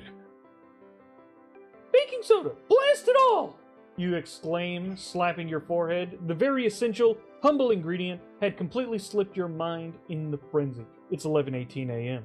You spin around, your eyes darting over the stalls you just left. A wild hunt for the forgotten leavening agent. You retrace your steps, pushing past bewildered shoppers, your impressive outfit now slightly rumpled from the sudden agitation. Finally, near a stall selling medicinal herbs and unusual powders, you spot a small, unassuming jar labeled soda bicarbonate. What up? The vendor, a kindly old gnome with a perpetually flour-dusted apron, watches you approach with a knowing smile. Ah, a baker in a hurry, I see, he says, holding up the jar. Your heart leaps. The final ingredient is within reach.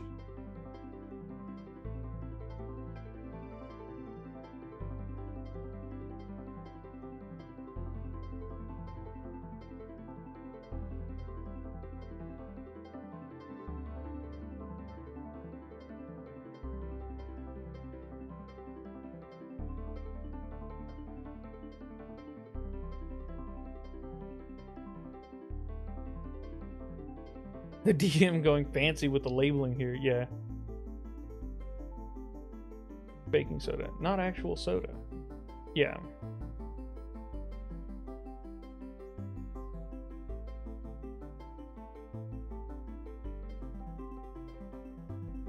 How's the cookie baking going? We forgot the bicarb.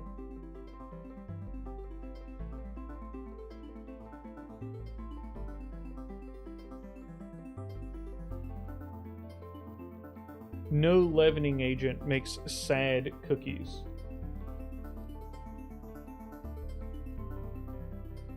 What?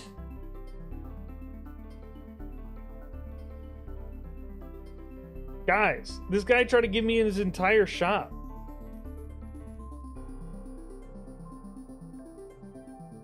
You did, Maru. You and Lucina. Buttermilk? Do not make cocoa with it.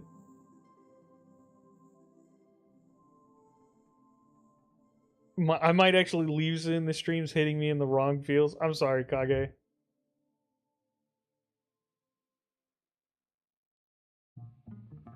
DM trusting you to only take what you need.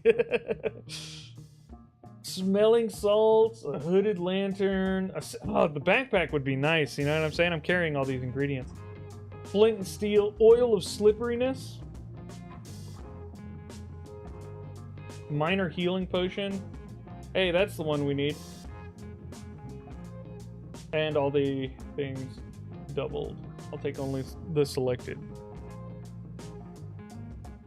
So this bug is common. How do you deal? Oh, it's real easy. Real easy. You only select the one that you need. And you don't accept 5,000 items.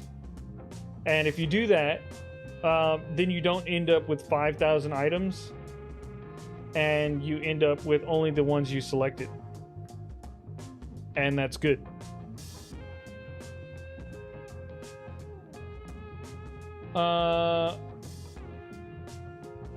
Yeah! How much for the soda bicarb? The gnome chuckles, his eyes twinkling. Ah, the soda bicarbonate. True essential, that. For a small pouch, that'll be 150 silver pieces, my dear. He gestures to the jar with the flour-dusted hand. It's 11:20 a.m. The price, though not exorbitant, is a reminder of your earlier escapades. You now hold 30 gold pieces, which is 3,000 silver pieces? Are you high? From your recent transactions. The baking soda is easily within reach, but the gnome's other wares, healing potions, oils, sleepiness, and other mundane adventuring gear, are also displayed, some of which might be useful for a rogue on a tight schedule. Your ultimate goal remains the cookie and, of course, Leon. So he was trying to show me his shop, and then ended up making every item addable.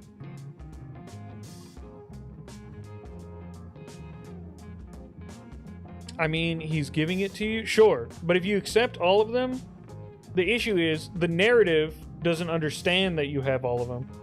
And past that, so then you'll have a trouble with your DM understanding that you have those items.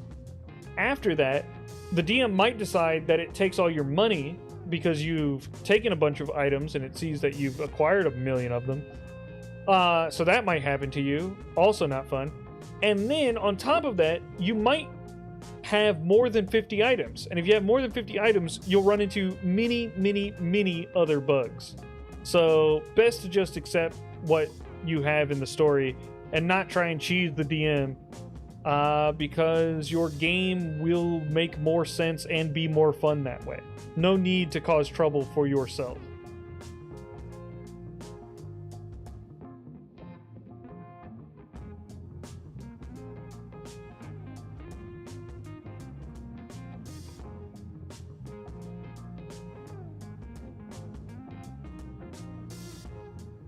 If you guys get bugged, you get to come see Jarl. Yeah, that's right. All right. Ba-ba-ba-ba.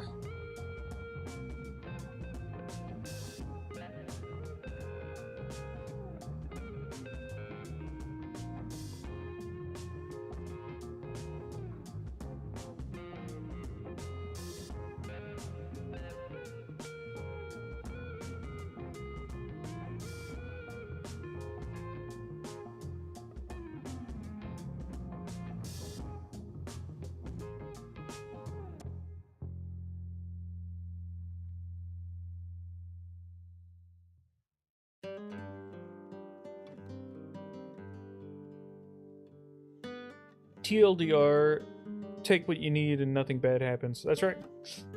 It's the DM testing you before soft locking your game because of your greed.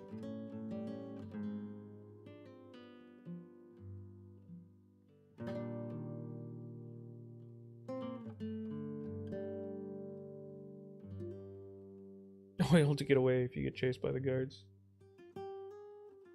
Yeah.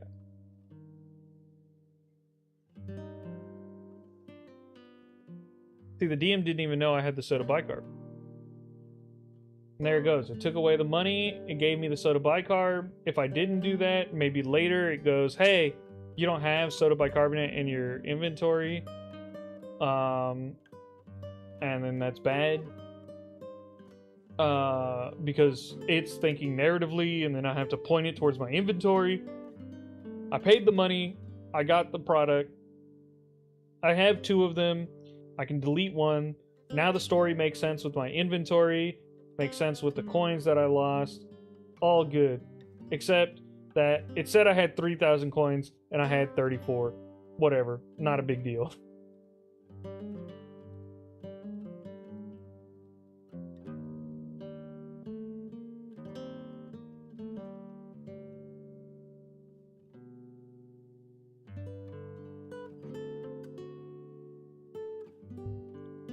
You snatch the pouch of soda bicarbonate from the gnome's outstretched hand, your mind already racing towards the castle kitchen. Thanks! You exclaim, rummaging for your coin purse.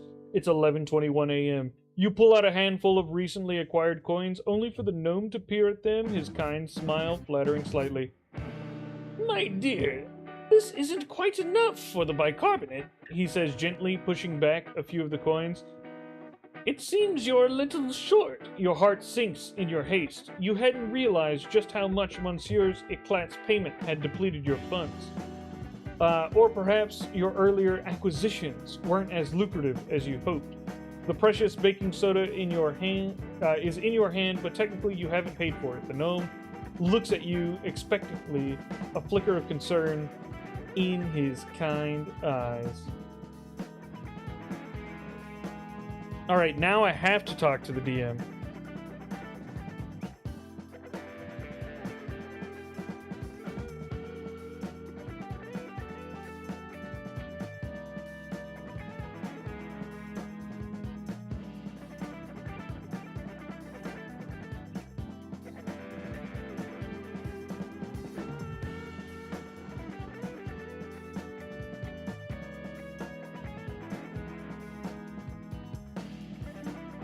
We're going to gaslight him a little bit. Kasu-kun! Thank you so much for following. Alright, so we did a little quick gaslighting to the DM, just a little bit. It's fine. He said I had 3,000 coins. I said, hey, you took my last 150 silver here in this interaction. He's like, oh, you swiftly hand over the 150 silver pieces, no problem. Who nods, his smile returning. Excellent! May your cookies rise perfectly, young baker. He chirps. It's 11:22 a.m. With the precious baking soda tucked safely amongst your other ingredients, you bolt from the market. The grand spires of Prince Leon's palace are now visible in the distance, gleaming under the late morning sun. The castle kitchen, a realm of culinary wonders, and perhaps your greatest challenge yet, awaits. You adjust your flamboyant outfit, a determined glint in your eyes. It's time to sneak into the heart of royalty and unleash your baking prowess.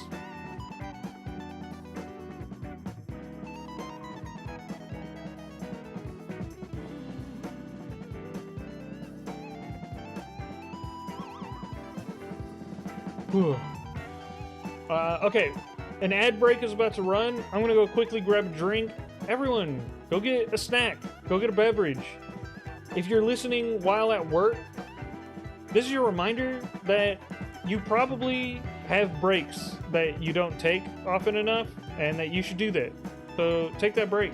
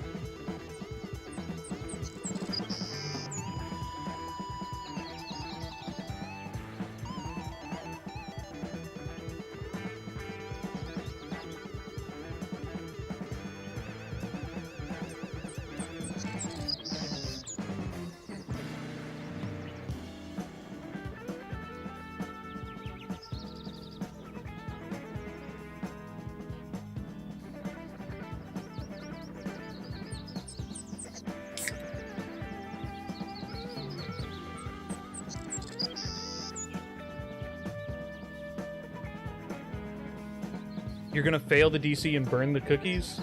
Psh. Let it be known that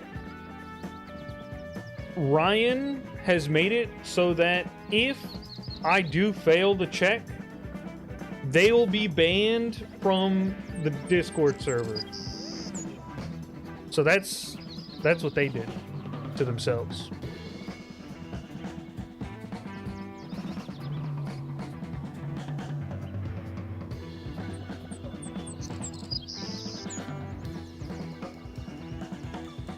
I'm gonna go have Choco strawberries from the girlfriend soon.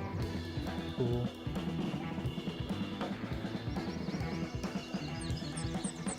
I'm eating gluten-free Cheez-Its. That sounds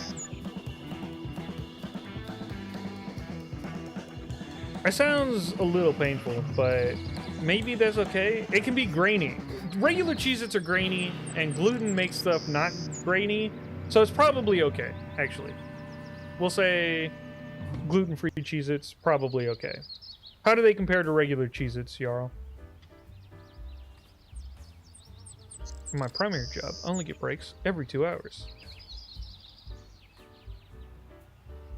That's a decent number of breaks. I think most people get 2 15-minute breaks. I had tiramisu. I love tiramisu.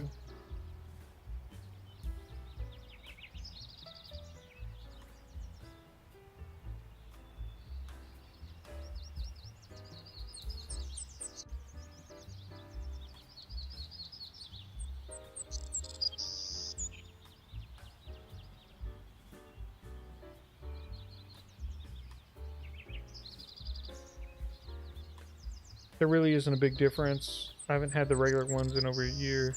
This is the first time I had these. I can't tell the difference. Yeah, I figured. Yeah. It seems I tend to not like gluten-free products, but if gluten-free usually means it's sort of like grainy and dry, but Cheez-Its are grainy and dry, so it seems like that would be the perfect product to make gluten-free.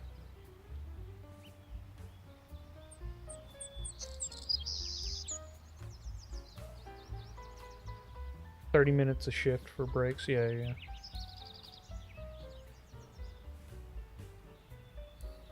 My sister is in the kitchen, so I can't get a snack till she's finished cooking, but I have a drink. That's nice. Why can't you go into the kitchen while they are cooking? That seems... I only know that to be true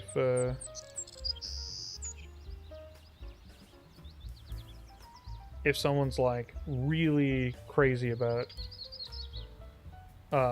like having space in the kitchen. Sometimes you have too small of a kitchen and then you can't have anyone else in there.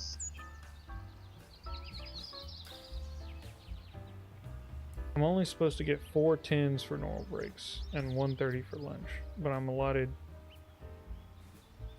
15s in place of the 10s. Nice. You get 2 15-minute breaks. I work at a pharmacy. I'm lucky if I get a 30-minute lunch. Hey, Pert Trash. I don't know where you're at. I don't know like where, like what country you're in, but you probably are sort of like guaranteed more breaks than that.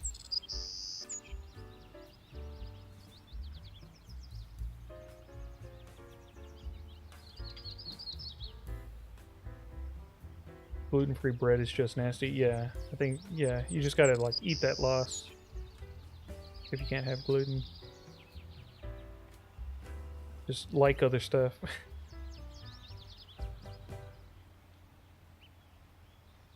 It gives her anxiety if anyone else is there, especially if they're just standing there patiently waiting. But they're your sister. You're supposed to give your sister anxiety. That's what you're supposed to do.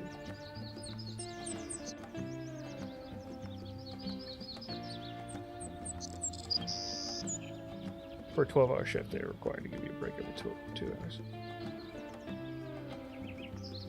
CVS sucks. I'm in the States. Yeah, it doesn't matter if CVS sucks. The States guarantees you breaks. You get breaks. They say that you don't get it, but you do. You can report them.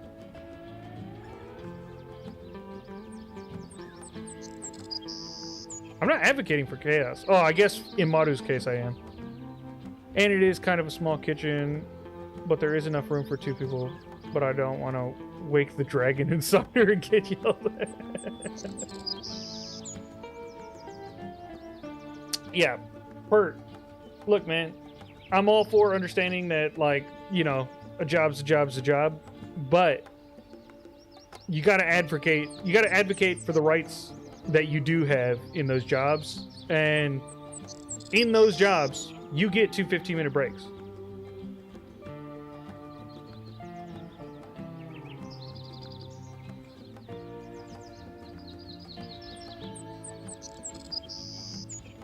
If I was in a bad mood, then maybe. Yeah. All right. You guys didn't come here for labor laws. You guys came here for love.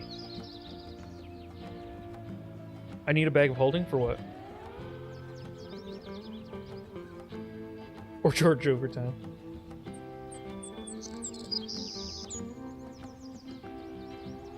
Nice.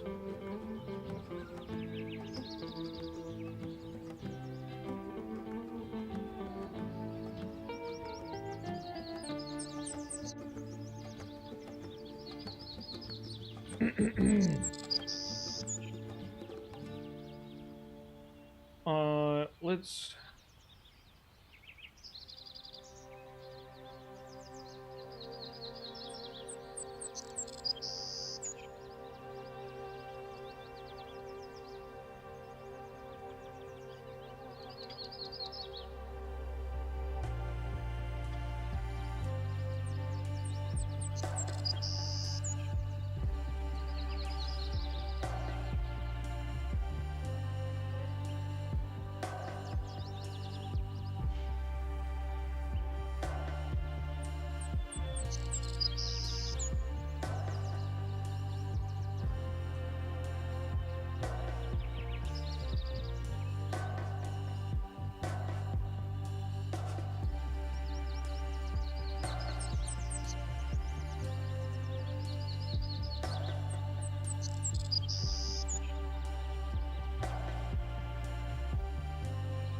Oh, you know what? I'm typing stuff, and you guys can't see it because I have it on BRB. That's my bad.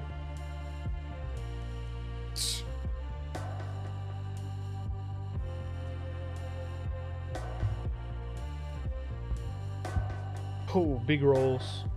22? Let's go.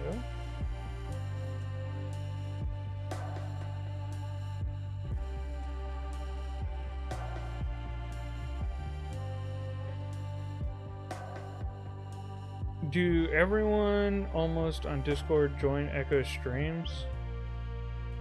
No.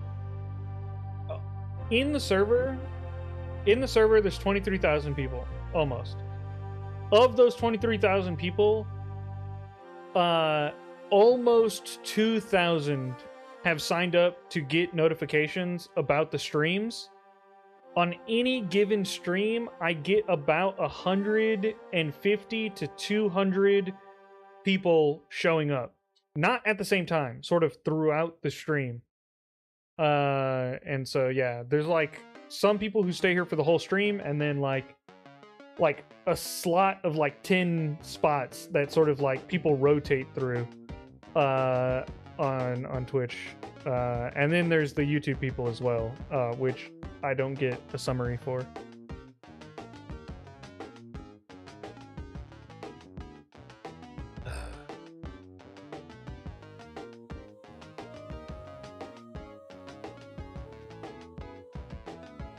The PRB screen is pretty, so I don't know.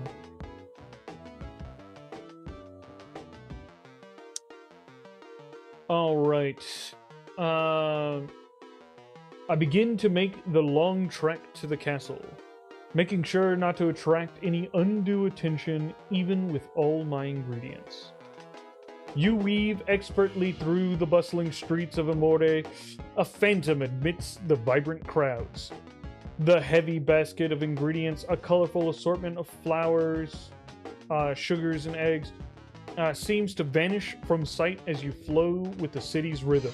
You dart between overflowing market stalls, skirt around boisterous street performers, and blend into the shadows of an ornate archways. No one spares a second glance for the small, quick figure with the improbably large basket. It's 11:45 a.m. The grand white marble walls of Prince Leon's castle loom larger with each careful step, its towers piercing the clear blue sky. You approach the sprawling edifice, finding a less guarded service entrance. A faint scent of roasting meats and simmering herbs wafts from a large, unassuming door at the side, undoubtedly leading to the castle kitchens.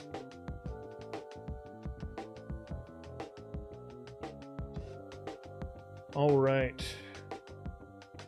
We're making good time. We just got to bake some cookies.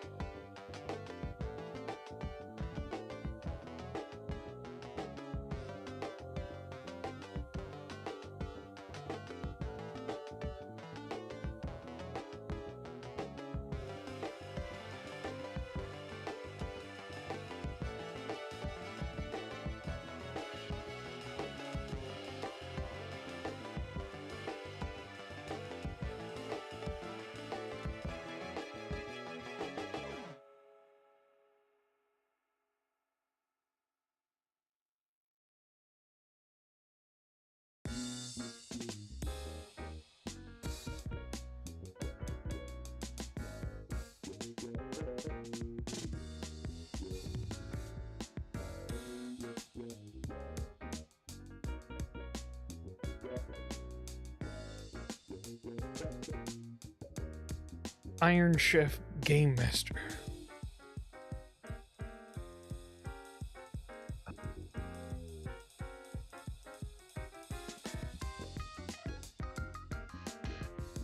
It's not been 3 hours since we broke out of prison. I'm on a mission. I got stuff to do. We barely passed this stealth check.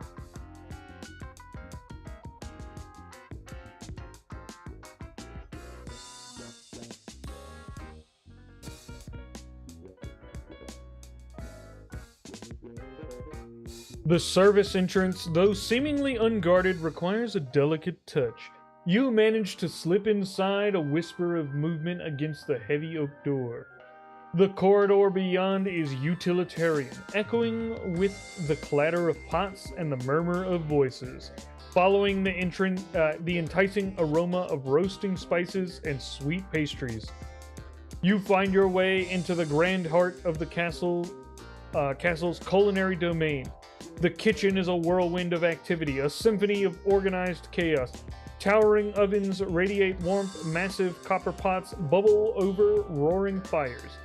The scullery maids rush with laden trays, head chefs, their faces flushed from the heat, bark orders as intricate dishes take shape. It's 12 p.m. Finding a quiet corner, let alone an unoccupied oven for your humble cookies, will be a formidable task amidst this bustling culinary ballet. You know what? You know what? You know what? It was a bad idea.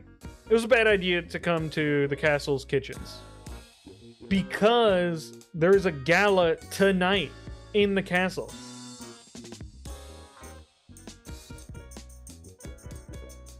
Of course, the kitchens are going to be absolutely laden with chefs and help just like running around doing the most. This is a bad idea. Who let me do this? Everyone in chat, Blame Ryan. Everyone goes Ceramus Sarandis, you're banned.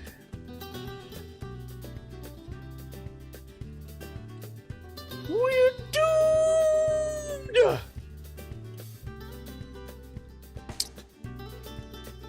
That wasn't very helpful of Ryan. They're losing their Smurf role. Demoted.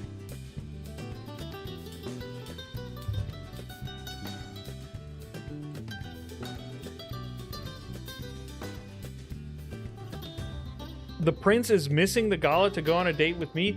I'm taking the prince to the gala. We're going to the gala together. That is the date.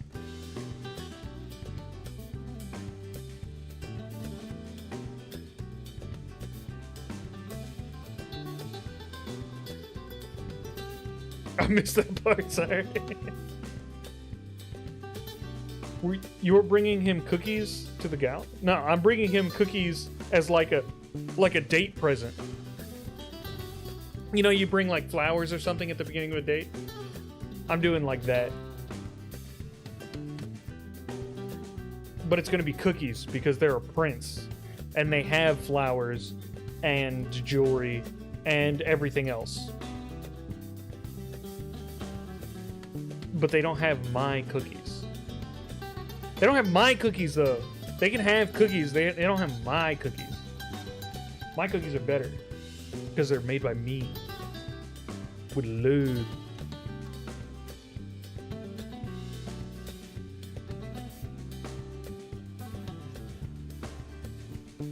Hey, my love, what was the first meal I made for you?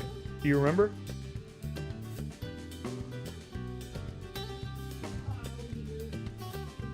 Yeah.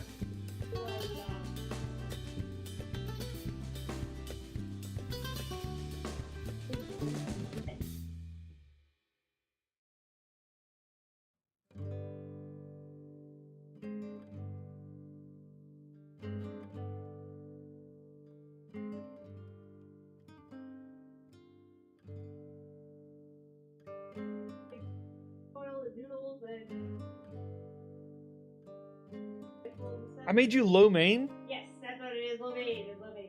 Lo mein is the first thing I made you? Yes, it is. That's crazy. It was a little. Okay, so you guys heard it. The first meal I cooked my wife was lo mein. Huh? I don't know.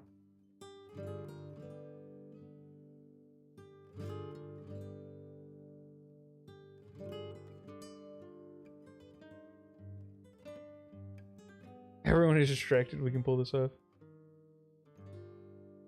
Actually, I think the Castle Kitchens might have been a DM goof. Originally, it said the Castle Kitchens was too far away. Suddenly, it was sending you there after we got all the ingredients. I chose to go there after we got all the ingredients. It was saying it was too far for it to be a kitchen. But like, the castle is where the date is and also where the prince is. It can't be too far because I have to be able to get there by the time the date is happening. So that the original time it said it was too far was a goof.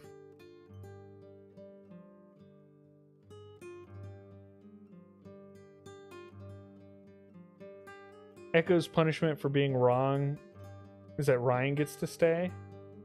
I wasn't wrong. I guess I said it was probably Mexican, but I didn't remember what it was. I'm new to this campaign you're doing. May I have a short 2 sentences to catch me up? I'm a goblin Cupid.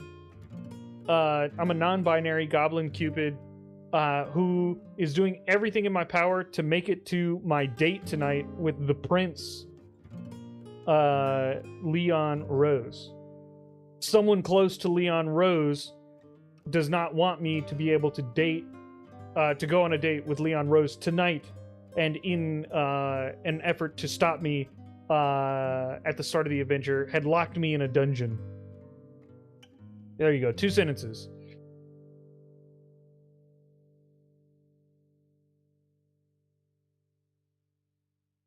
It'll be on the test later.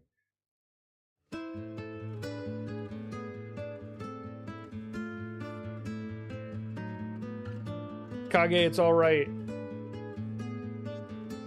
Not being in a relationship just means you can work on yourself.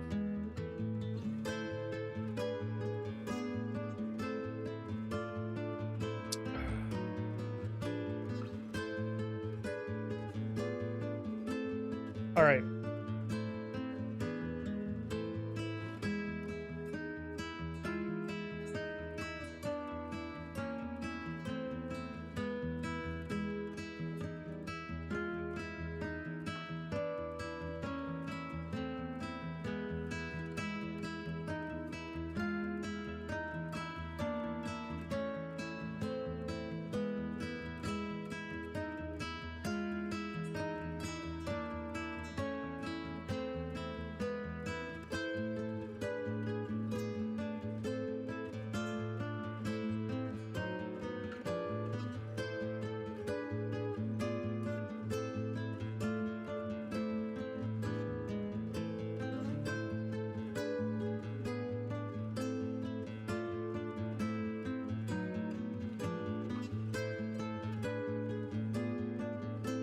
I didn't even tell it what I wanted to do yet. I was just saying I did that, but it decided I was going to persuade them. So, I mean, that is what I was going to do, but I didn't get to decide how I was going to do that. I confidently walk into the kitchens, right up to one of the chefs at a station with an oven. You stride purposely towards a portly chef, his face flushed and glistening with sweat as he meticulously drizzles sauce over a roasted capon. You clear your throat with a theatrical that somehow cuts through the clamor of the kitchen. He pauses, turning his stern gaze upon you, one eyebrow arching in surprise at your sudden appearance. And who might you be, little one, interrupting my culinary masterpiece? He bellows, though his voice holds more curiosity than genuine ire. With a charming smile, you explain your urgent need for an oven, perhaps hinting at the royal request, a special dish for an important person. The chef scrutinizes you for a moment, then with a knowing twinkle appears in his eyes. He gestures with a ladle towards a less used, smaller oven in a quiet corner. Very well. Just try not to burn down the entire kitchen. And be quick about it. We have a banquet to prepare. It's 12:15 p.m. You've secured your baking station. Watch the Nat 1.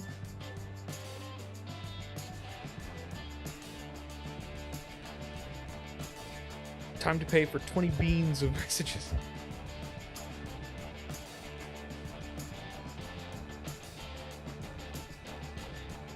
I just realized I've been so silent because of how I listen to this music.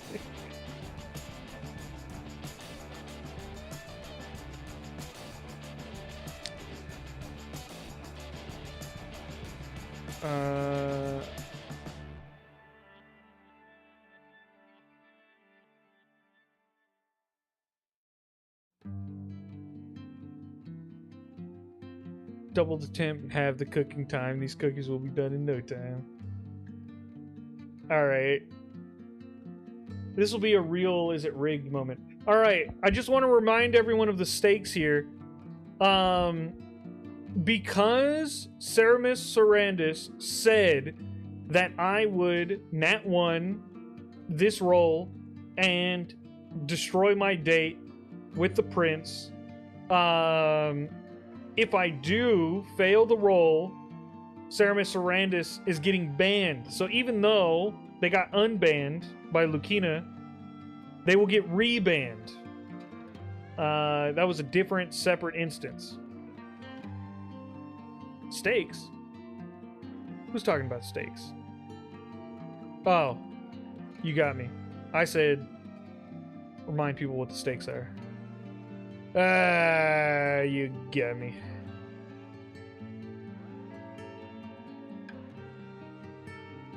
So, Arnoxicon. Thank you so much for following.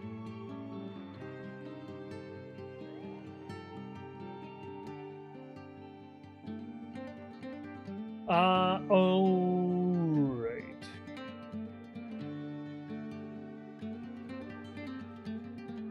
Love the game. Thank you so much for joining the stream, and I'm glad you're enjoying the game. If you're new to the game, I recommend joining the server. It's a wonderful place where you can find lots of information, lots of helpful people, and a lot of people who like talking about their games. I've gotten a lot of help on the Discord. Awesome.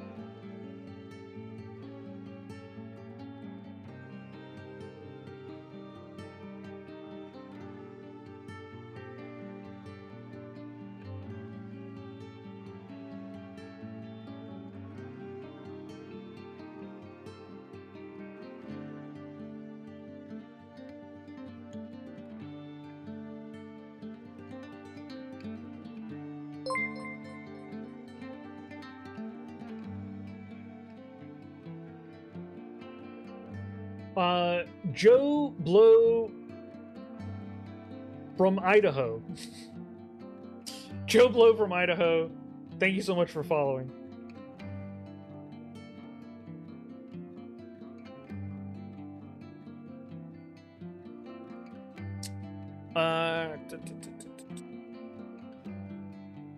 A dancing marshmallow on fire. Bride with gold. Same. Thought the mods are probably a tad bit annoyed with me due to a misunderstanding. Or though the mods are a bit annoyed with me due to a misunderstanding.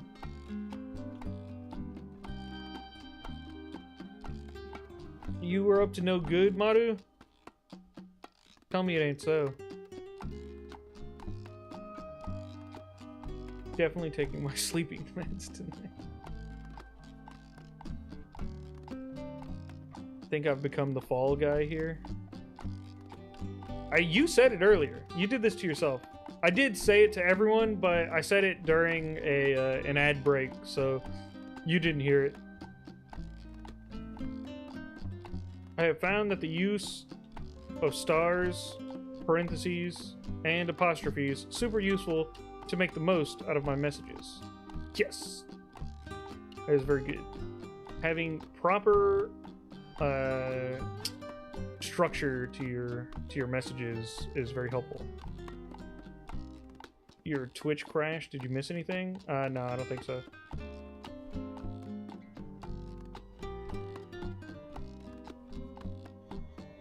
The toddler slept poorly last night. I'm worried I'm not going to be able to stay awake long enough to meet the prince. Well, we're about to end soon, actually. I think there's going to be a part 3. Maybe it'll be a short part 3, but we're gonna try and do the cookies, and then I think that'll be it. And then we're gonna go into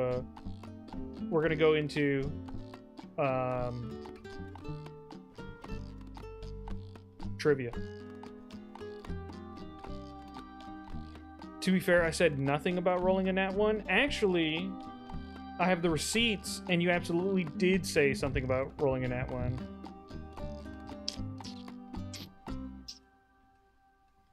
Hey Echo, been a while, but happy to catch a stream again. Hello, Rocketman Games. Welcome back. Alright. I make my way to the cookie station. It's time to prep the cookies. I make a dry mix. I brown some butter and add it to my wet mix. Beat those together in a dough, adding in chopped chocolate and a pinch of salt. Oh, and pecans. I forgot to add the pecans. You swiftly move to the designated station. A small oasis of calm amidst the kitchen's storm. With practiced ease, you begin the delicate dance of baking. First, the dry ingredients, flour, sugar, the precious soda bicarbonate, are meticulously sifted and blended, creating a fine, fragrant cloud. Then, a small pot finds its way onto a low flame, and soon the air is filled with the nutty aroma of browning butter. Its rich, golden hue promising depth of flavor. The brown butter is carefully folded into the wet ingredients, followed by the dry until a sumptuous, pliable dough forms under your nimble fingers.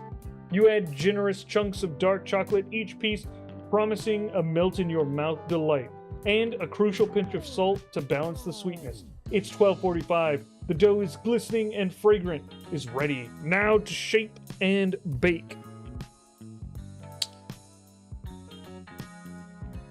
Trivia! Don't forget to ask the DM for a description of the prance. I will when we meet them.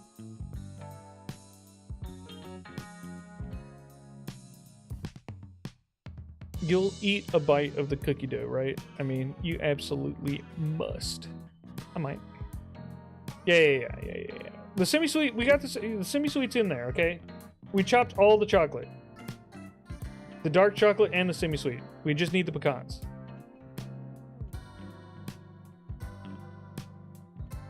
I remember now. You're right. I might have cooked myself. Yeah.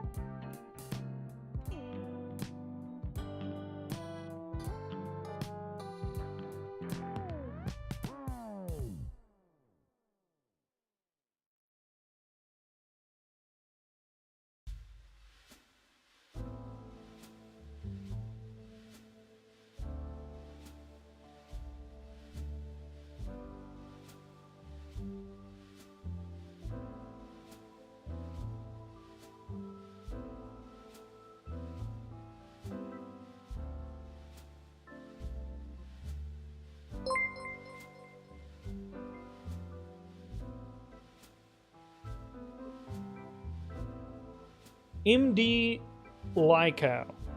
Lyco? Lyco. Medliku. 19. Thank you for following. Please tell me how to say your name, or is it just a jumble of letters? MDLYCOU 19. Thank you so much for following.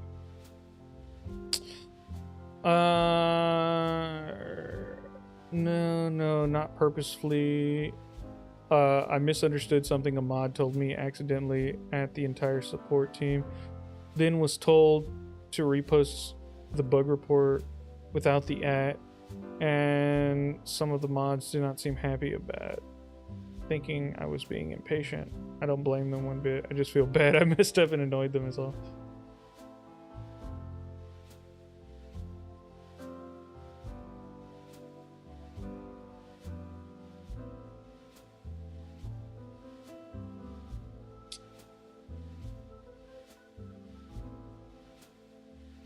Follow for a chance to hear mispronounce your name live on stream. Yeah. I get most of them right. Some people even claim, some people are even excited that I get it right. But some people have names that aren't pronounceable in any language. And for those names, I need a pronunciation guide. Roasted by the wife. My wife's always roasting me.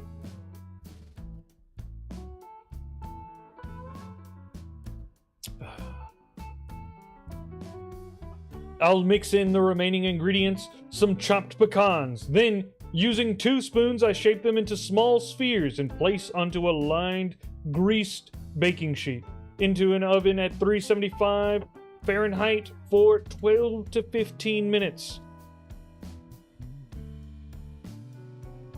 Someone's got it. I formally apologize for my comments on your cookies. As it's too late for you. We'll see. You carefully incorporate the chopped pecans, their earthy aroma mingling with the sweet, rich scent of the dough. With a deft hand and 2 spoons, you begin shaping the dough, forming perfect bite-sized spheres. Each one is gently placed on a lined and greased baking sheet, an orderly regiment awaiting their transformation. With a final glance around the bustling kitchen, you slide the tray into the waiting oven, its interior glowing with a steady heat of 375 degrees Fahrenheit. A wave of anticipation washes over you now. Now the waiting game begins. The clock in the kitchen corner ticks steadily onwards. It's 1 p.m. The fragrant promise of warm, gooey cookies fills the air, and soon your perfect gift for Leon will be complete.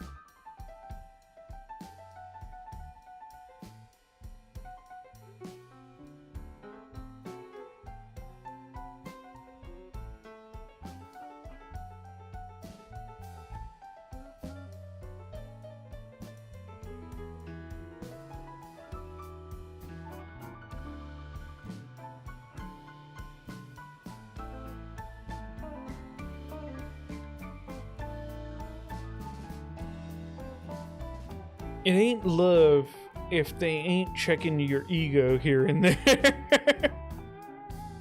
I don't have an ego. Why would I have an ego?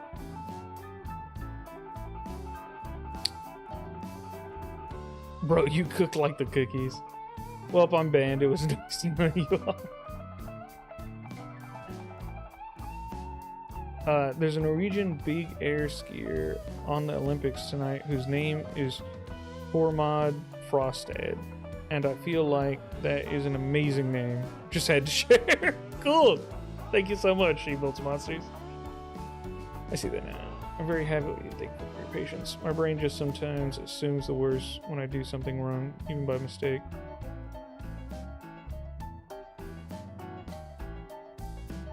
Alright. I patiently wait, getting a cooling rack ready. After pulling out the cookies, I'll let them rest on a sheet for another 2 to 3 minutes, then transfer to a cooling rack. I'll check on how it went. I'll also eat some cookie dough while they bake as a treat. That comment alone would have had my wife roasting me from head to toe.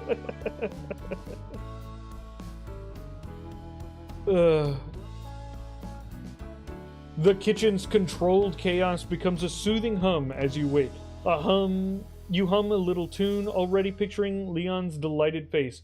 While the oven works its magic, you meticulously prepare a cooling rack, ensuring every bar is perfectly aligned to your masterpieces. You can't resist, though. With a mischievous grin, you scoop a small dollop of the rich, unbaked cookie dough into your mouth. It's a sweet, decadent promise of what's to come, a small reward for your culinary efforts. As minutes tick by, a heavenly aroma begins to waft from the oven, filling the already fragrant kitchen with notes of brown butter, toasted pecans, and warm chocolate. The edges of the cookies begin to turn golden, their centers still soft and yielding. It's 1:15. You know the exact moment the timer in your head goes off, the oven mitts clutched firmly. You carefully retrieve the baking sheet, its contents a testament to your skill. Alright.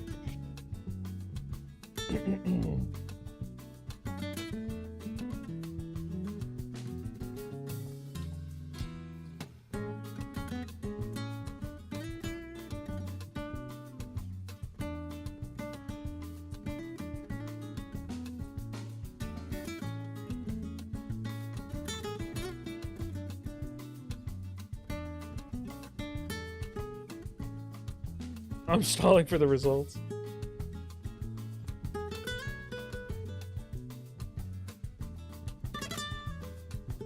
The kitchen is a symphony of scents and sounds as you carefully pull the baking sheet from the oven. The cookies, golden and glistening, look absolutely perfect. After allowing them a few precious minutes to set on the hot sheet, you deftly transfer them to the cooling rack. Patience, however, is not a virtue you possess in abundance when it comes to fresh baked goods. Plucking one from the rack, still warm and fragrant, you take a cautious bite. The outside yields with a delicate crispiness, giving way to a soft, gooey center of melted chocolate and crunchy pecans. The sweetness is perfectly balanced by the hint of salt, and the rich, buttery flavor sings on your tongue. It's utterly, undeniably delicious.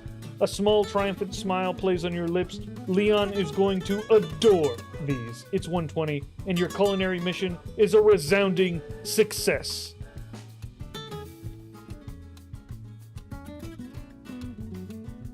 Okay. But just as a finishing touch,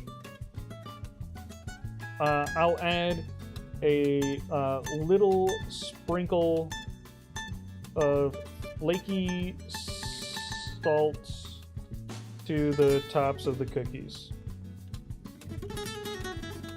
Little flaky salt for the cookies. Give it a little extra crunch, a little salty bite. You get a little salt on top of a gooey chocolate bit. Let's go. Fluff. Now I want junk food more. Yeah.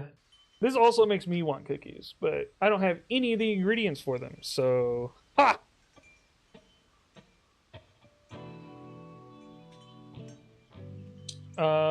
With the cookies now cooling, you reach for a small pinch of flaky sea salt.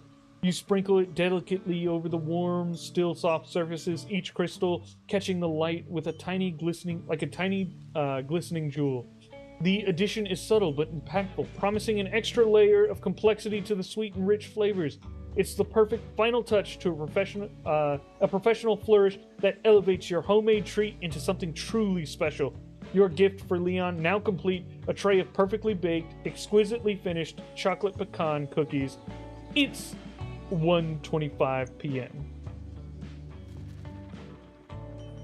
All right, folks. That's going to be the end to our second part of Val Amado. We will play them again Thursday, all things willing. So, yeah, let's get to trivia.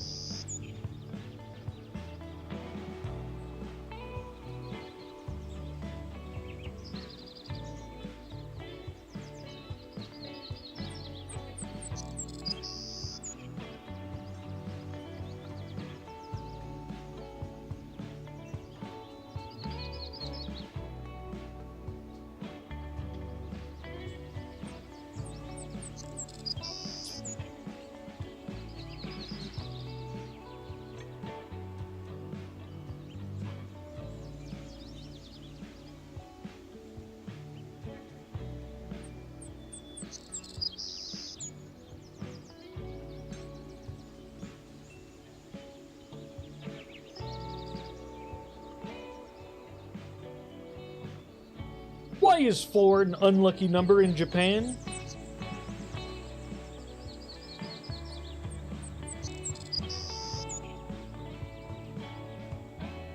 Lando was correct. They just said one word, but it is technically correct. 4, it's the same word for death.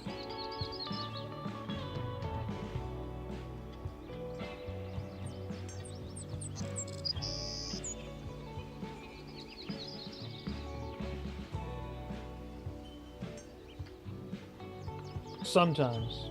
There's different words for 4. And it changes if you're counting like 1 to 10 or 10 to 1. Like if you're counting down or up. it changes which one you use. Sometimes you use she, and sometimes you use yo. All right.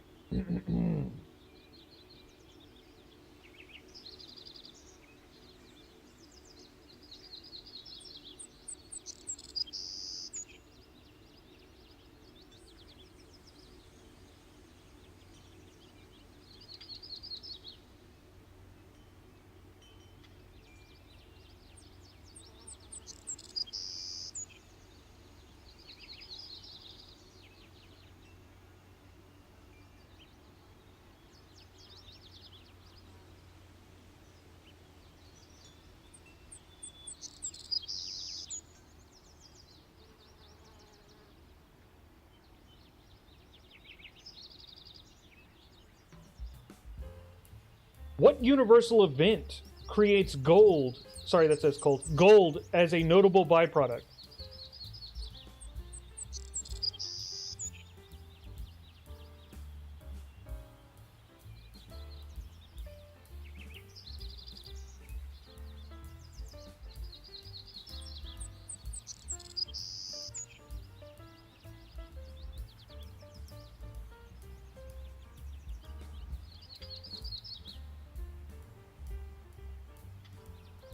The Olympics?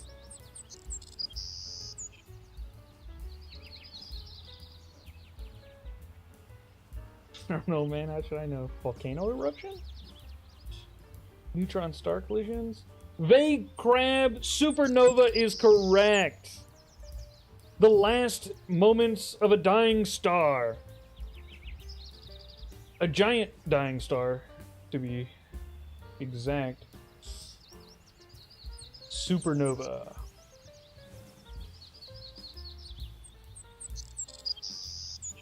Vague crab. There you are.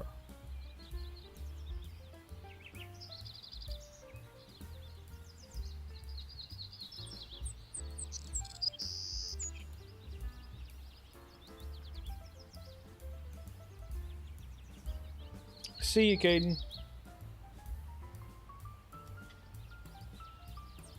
Alright.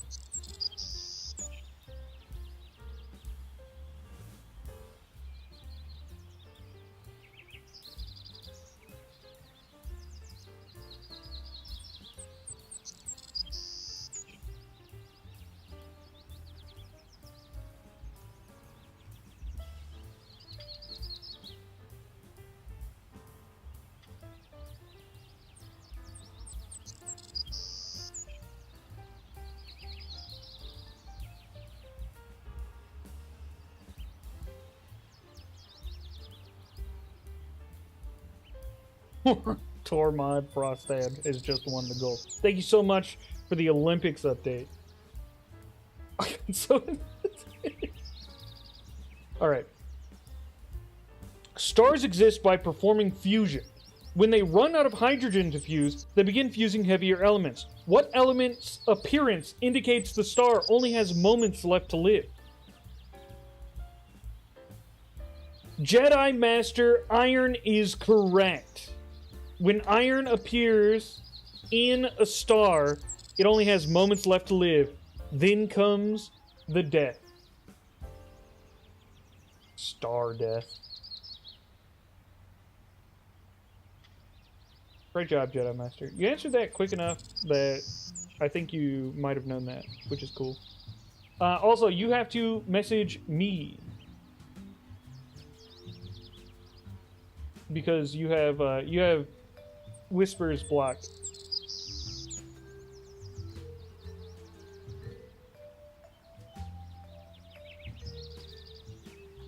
Hello there. Bam. There you are.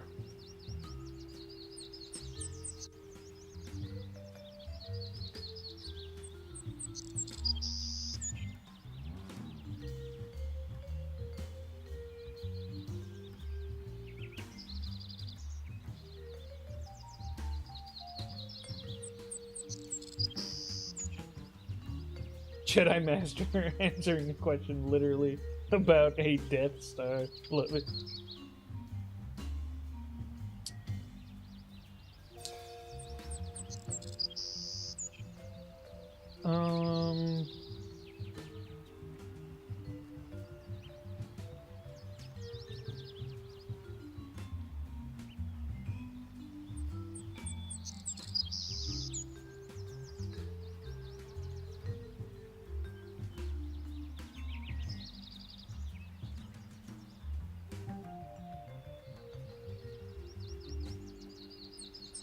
Cyan, yellow, and fill in the blank.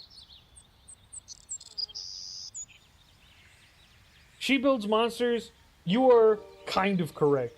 You did replace a J for a G, or sorry, a G for a J, but it's close enough. We're not asking for proper nouns here, so misspellings are okay.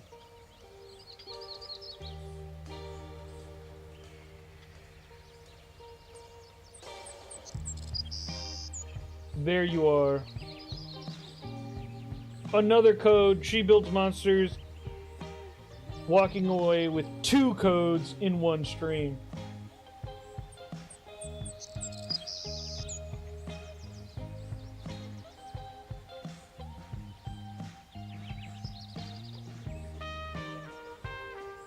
Sorry, Rocket Man.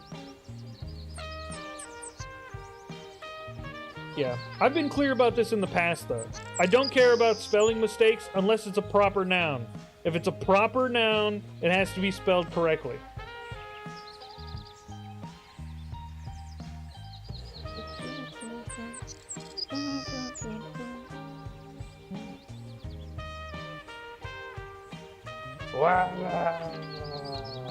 Hello, Necromancy TW.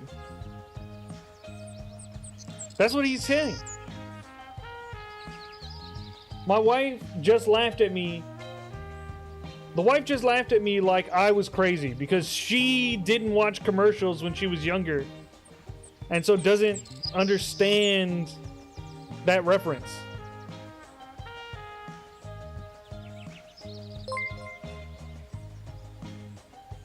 Derp 90210. Thank you so much for following.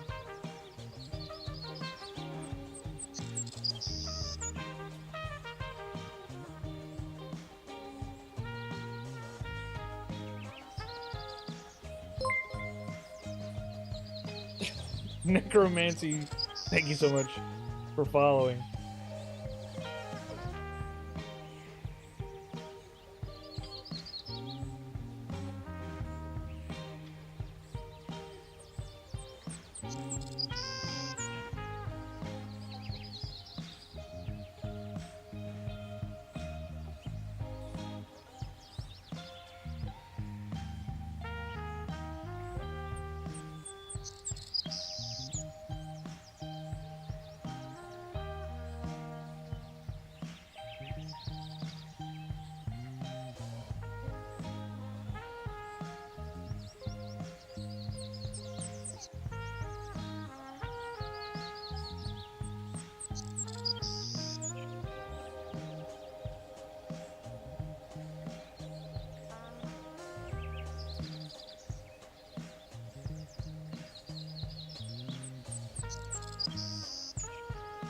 Why does Apple call their computers Macs?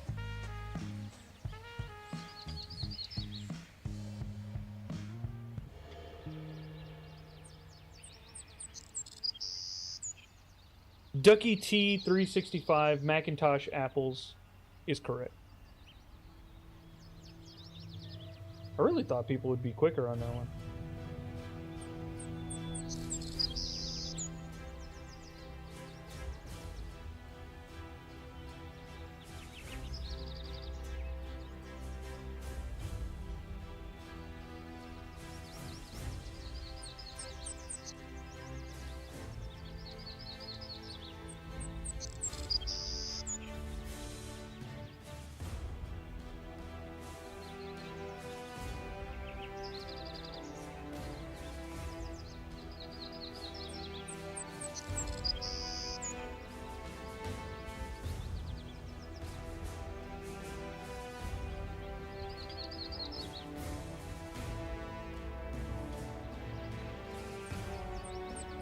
I knew it.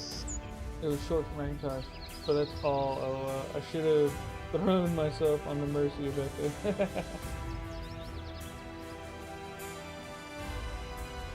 Hmm.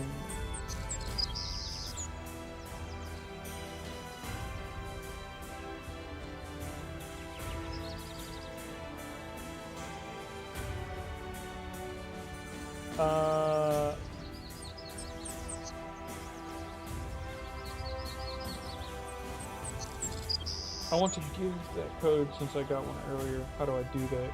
Am I doing regifting of code? I mean, yeah, someone can. You just choose who you would like to have the code, and then you can whisper it to them on Twitch, or you can give it to someone on Discord. Just as long as they have the code, they can use it. The code only has one use, so give it to someone you know, whoever you like, however you choose. Yeah. I have no problem with you guys giving away your codes. I think Chocode has like 1 million messages, and he wins codes sometimes, and then he just does like riddles in the server.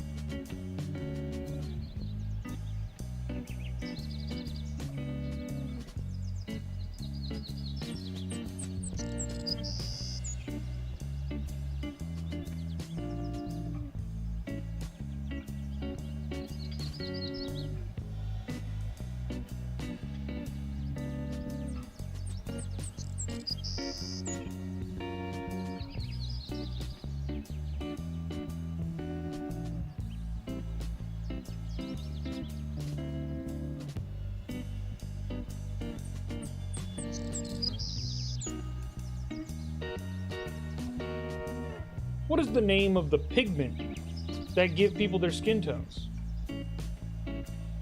Hello, Trash Panda. 35678.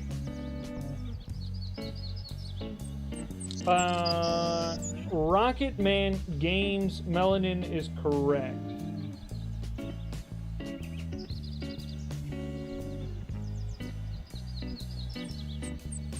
She Builds Monsters has already won trivia, and therefore their answer is not taken.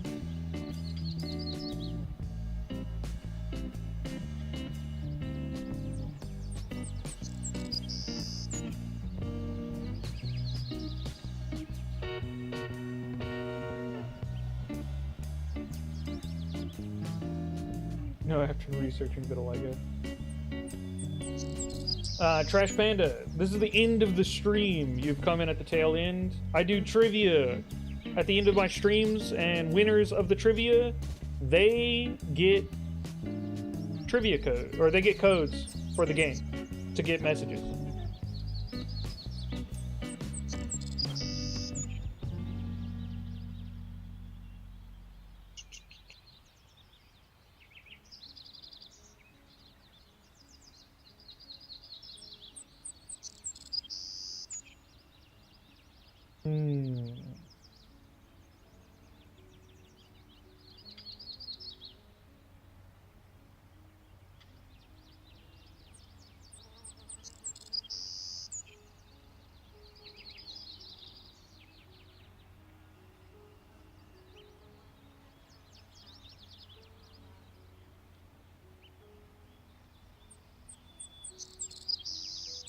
All right, this one's a tough one.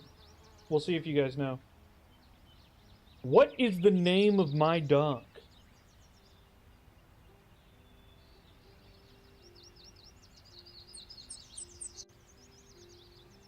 Biscuit. I have said it in the server many a time. I've also said it... Nick. Okay. Well, Michi. She Builds Monsters is just like playing her own game.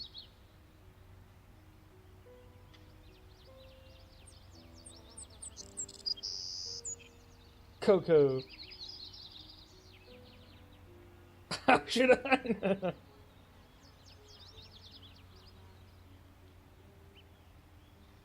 Max.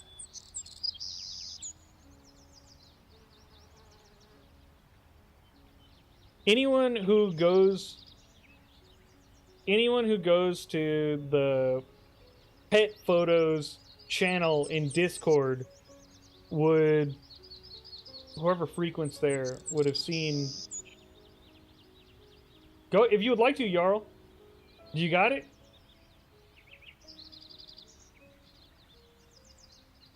You can always re-gift it if you'd like. Jarl gets it with Nyx. She builds monsters. You were so close early on. But unfortunately, you've already won for today.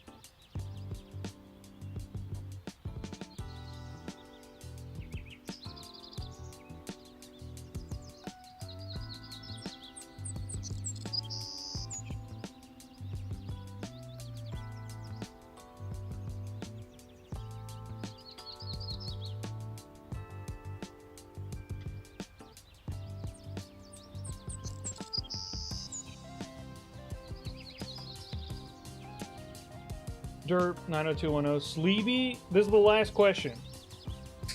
This is the last question. We're asking it right now. Who was the first person I personally promoted to the rank of community moderator that is still active today?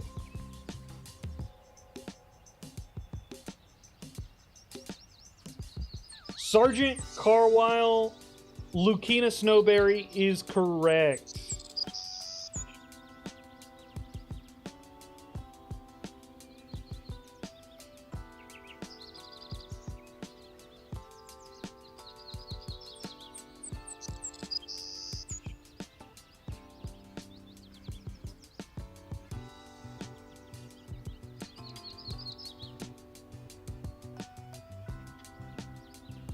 All right.